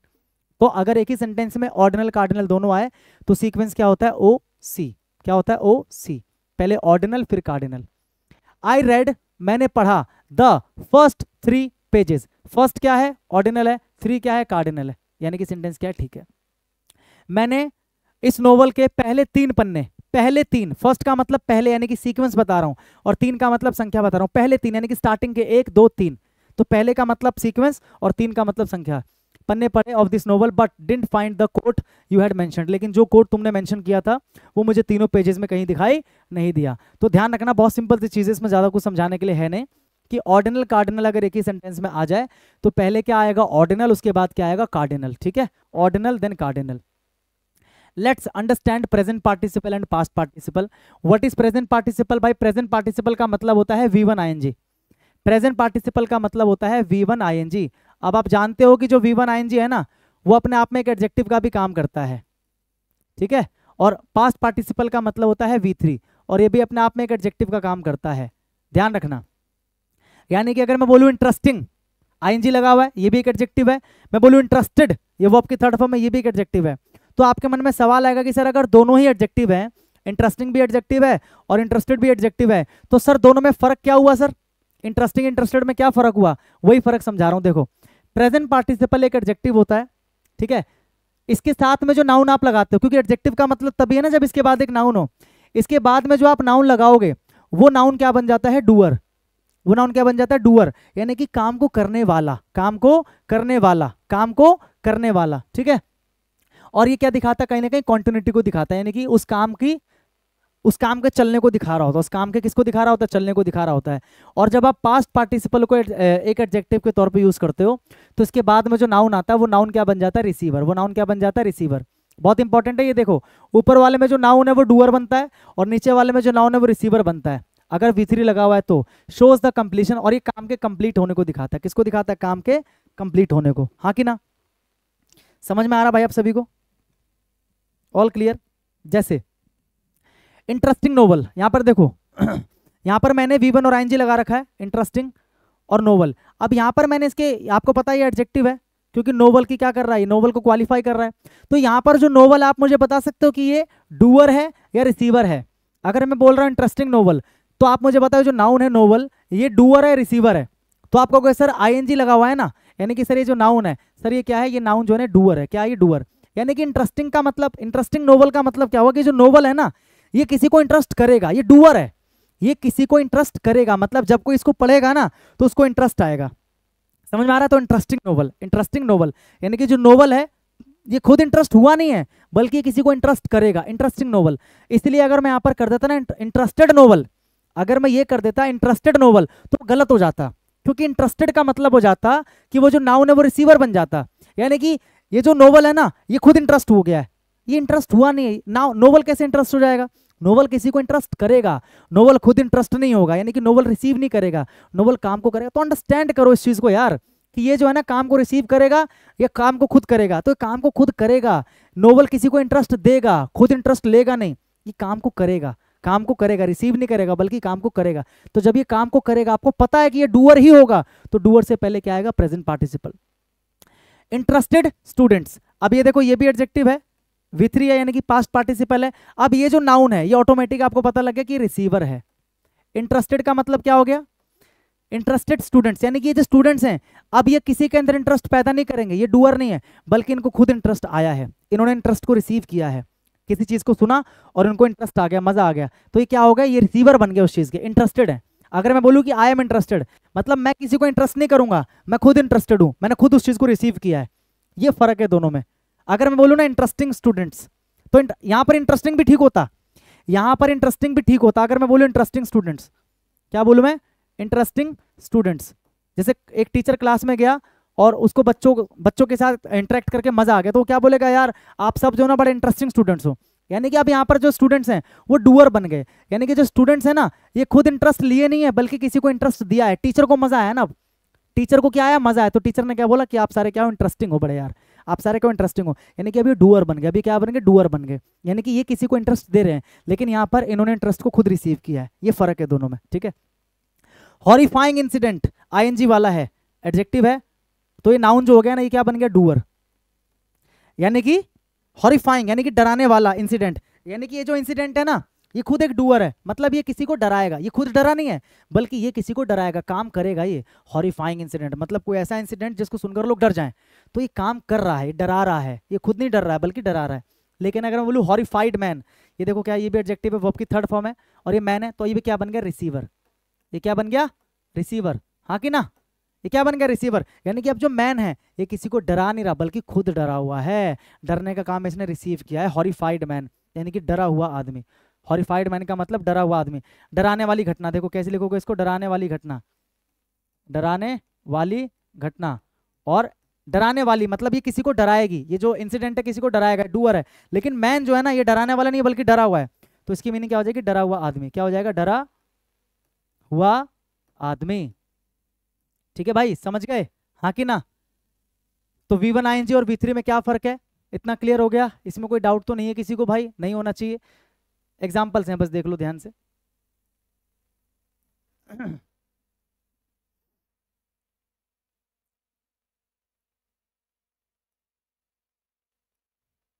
चलो, the railways have made crossing, railways ने बना दिया है, क्या करना, railways have made crossing the tracks, यानी कि ट्रैक्स को अगर कोई क्रॉस करेगा, अब पनिश्ड ऑफेंस, देखो पनिश्ड ऑफेंस, ऑफेंस क्या है, नाउन है, ऑफेंस का मतलब जुर्म, और पनिश्ड क्या है, V3 यानी कि एडजेक्टिव का काम कर रहा है यहाँ पर ये, हाँ कि ना, नाउन को क्वालिफाई कर रहा है, V3 का काम कर रहा है, अगर ये V3 की फॉर्म में है तो मतलब ये जो नाउन है ये क्या बन जा रहा है, रिसीवर, ये क्या बन जा रहा है, रिसीवर, क्योंकि V3 के बाद जो नाउन आता है वो रिसीवर बन जाता है। अब आप मुझे बताओ क्या रिसीवर बनेगा या डूअर बनेगा। अब पनिश्ड ऑफेंस, पनिश्ड ऑफेंस क्या होता है, देखो अगर मैं बोलूं पनिश्ड, पनिश्ड का मतलब क्या हो गया कि काम कंप्लीट हुआ, यानी कि एक ऐसा ऑफेंस, एक ऐसा ऑफेंस जिसको पनिश किया गया, यानी कि इसने रिसीव किया होगा, अगर मैं इसको रिसीवर मान रहा हूं तो इसका मतलब ये जो ऑफेंस है इसने पनिश को रिसीव किया होगा, पनिशमेंट को रिसीव किया होगा, लेकिन आपको पता कोई मीनिंग तो दे नहीं रहा है, ये जो ऑफेंस है इसने पनिश को रिसीव नहीं किया बल्कि क्या है ये पनिशेबल ऑफेंस है, ये गलत हो जाएगा, पनिश्ड ऑफेंस नहीं होगा, यहाँ पर क्या होगा, पनिशेबल ऑफेंस, यहाँ पर क्या होगा, पनिशेबल, एबल का मतलब पनिशेबल यानी कि पनिश करने के योग्य ऑफेंस, कॉमन सेंस है, यहाँ पर ना तो पनिशिंग आएगा ना पनिश्ड आएगा, यहाँ पर क्या आएगा, पनिशेबल, यहाँ पर क्या आएगा, पनिशेबल, पनिशेबल ऑफेंस, सुना होगा आपने ये। On entering the crowding room, देखो V1 ING और ये नाउन, यानी कि ये आपको पता है एडजेक्टिव का काम कर रहा है, और अगर ये ING लगा है मतलब ये डूअर है, जो रूम है वो क्राउड कर रहा है, अगर ये डूअर है इसका मतलब क्या हो गया कि रूम जो है ना वो क्राउड कर रहा है, रूम क्राउड कर नहीं रहा है, रूम क्राउडेड था, रूम में लोग थे, यानी कि रूम ने काम को रिसीव किया था, ये क्राउड कर नहीं रहा बल्कि यही क्राउड हुआ है, यानी कि काम का क्या है, रिसीवर है। कितना अच्छा तरीका है देखो पता करने का, ये क्या है यहाँ पर, रिसीवर है, ये क्राउड कर नहीं रहा है बल्कि यही खुद क्राउड हुआ है, रूम जो है ना खुद क्राउड हुआ है, काम को रिसीव किया है, तो यहाँ पर हमें पता क्राउडिंग नहीं आएगा, यहाँ पर क्या आएगा, क्राउडेड, हमें पता है ना जब ये रिसीवर है तो यहाँ पर पता है हमें V3 आएगा, तो यहाँ पर क्या जाएगा, crowded room. On entering the crowded room, भरा हुआ room, you can eat as much as you want, देखो एज और एज के बीच में पॉजिटिव डिग्री का एडजेक्टिव, ठीक है, मोर और मोस्ट होता तो गलत हो जाता है, you can eat as much as you want, कि तुम जितना चाहे खा सकते हो, at the newly launching bar, ये नाउन है और ये क्या है, आपका एडजेक्टिव है V1 ING की फॉर्म में, यानी कि ये जो है आपका डूअर है, तो क्या ये डूअर हो सकता है, आप चेक करो, मतलब जो बार है वो लॉन्च करेगा या बार ही लॉन्च हुआ है, तो बार ही लॉन्च हुआ है, तो बार ने लॉन्च किया नहीं है बल्कि बार खुद लॉन्च हुआ है, बार ने काम को रिसीव किया है, मतलब ये डूअर नहीं है, ये क्या है, रिसीवर है, क्या है ये, रिसीवर, और अगर ये रिसीवर है तो आपको पता है ये लॉन्चिंग नहीं होगा, क्या होगा, लॉन्च्ड, क्या होगा ये, लॉन्च्ड। इससे आसान तरीका कुछ है पता करने का, आगे देखो, the last two chapters, the last two, ये तो ठीक है, द लास्ट टू पहले ऑर्डिनल फिर cardinal, the last two chapters of this book are very interested, देखो गलत है ये जो बुक है, द लास्ट टू चैप्टर्स, इस चैप्टर की बात कर रहा हूं मैं, जो आखिरी दो चैप्टर्स हैं वो क्या है, इंटरेस्टेड है, इंटरेस्टिंग है, मतलब जो चैप्टर्स हैं वो खुद इंटरेस्ट प्राप्त किए हैं या वो किसी को इंटरेस्ट देंगे, तो जब कोई इन चैप्टर्स को पढ़ेगा तो उसको इंटरेस्ट मिलेगा, यानी कि ये रिसीवर नहीं है मेरे भाई, ये क्या है, डूअर हैं, ये क्या है, डूअर, यानी कि ये किसी को इंटरेस्ट देंगे, तो यहाँ पर इंटरेस्टेड नहीं, यहाँ पर क्या होना चाहिए, इंटरेस्टिंग, यहाँ पर क्या होना चाहिए, interesting. All clear. Being a well known scientist, being a well known यानी कि जाना माना साइंटिस्ट होने के नाते, वेल नो यानी कि जाना माना, तो जाना माना के लिए क्या बोलते हैं, वेल नोन। ये तो डायरेक्ट फ्रेज है, याद रखना, वेल नोन का मतलब होता है जाना माना, जाना माना। ऑल क्लियर, इसमें किसी को कोई डाउट नहीं होना चाहिए, ठीक है। एडजेक्टिव के भाई सारे कॉन्सेप्ट्स मैंने आपको करा दिए, ठीक है। देखो मैं ऐसा नहीं कहता कि एडजेक्टिव मैंने आपको पूरा करा दिया, मैंने एडजेक्टिव के वो कॉन्सेप्ट्स आपको कराए जो सबसे ज्यादा इंपॉर्टेंट है, जो सबसे ज्यादा एग्जाम में पूछे जाते हैं, और जिनकी इंपॉर्टेंस बाकियों से ज्यादा है, ठीक है, बाकी रूल्स से या बाकी कॉन्सेप्ट से ज्यादा है, वो सारी चीजें मैंने आपको एक ही क्लास में मैंने आपको करवा दी। आई होप आपको वो जो क्लास है वो अच्छी लगी होगी, आपको पूरी क्लास समझ में आई होगी। तो आपको पता है कि आपको क्या करना होता है, कि आपको एक कमेंट छोड़ के जाना होता है कि आपको क्लास कैसी लगी, और नेक्स्ट चैप्टर आपको किसका चाहिए, कौन से कॉन्सेप्ट का चाहिए, ये भी आप मुझे बता सकते हो। साथ में भी बता के जाना कि क्लास आपको कैसी लगी, क्योंकि उससे मुझे मोटिवेशन मिलता है, मैं आप लोगों के लिए और भी ज़्यादा काम कर सकता हूँ। तो ठीक है, बता के जाना, और जो आपके फ्रेंड्स तैयारी कर रहे हैं CHSL CPU की, उनके साथ में वीडियो को शेयर कर देना, ठीक है। मैं आपसे मिलूंगा नेक्स्ट क्लास के साथ में, तब तक के लिए सभी को भाई जय हिंद और गुड नाइट। और हाँ, इसकी जो PDF है वो आपको टेलीग्राम चैनल पे मिलेगी, डिस्क्रिप्शन में लिंक है, ज्वाइन कर लेना, ठीक है। चलो गुड नाइट।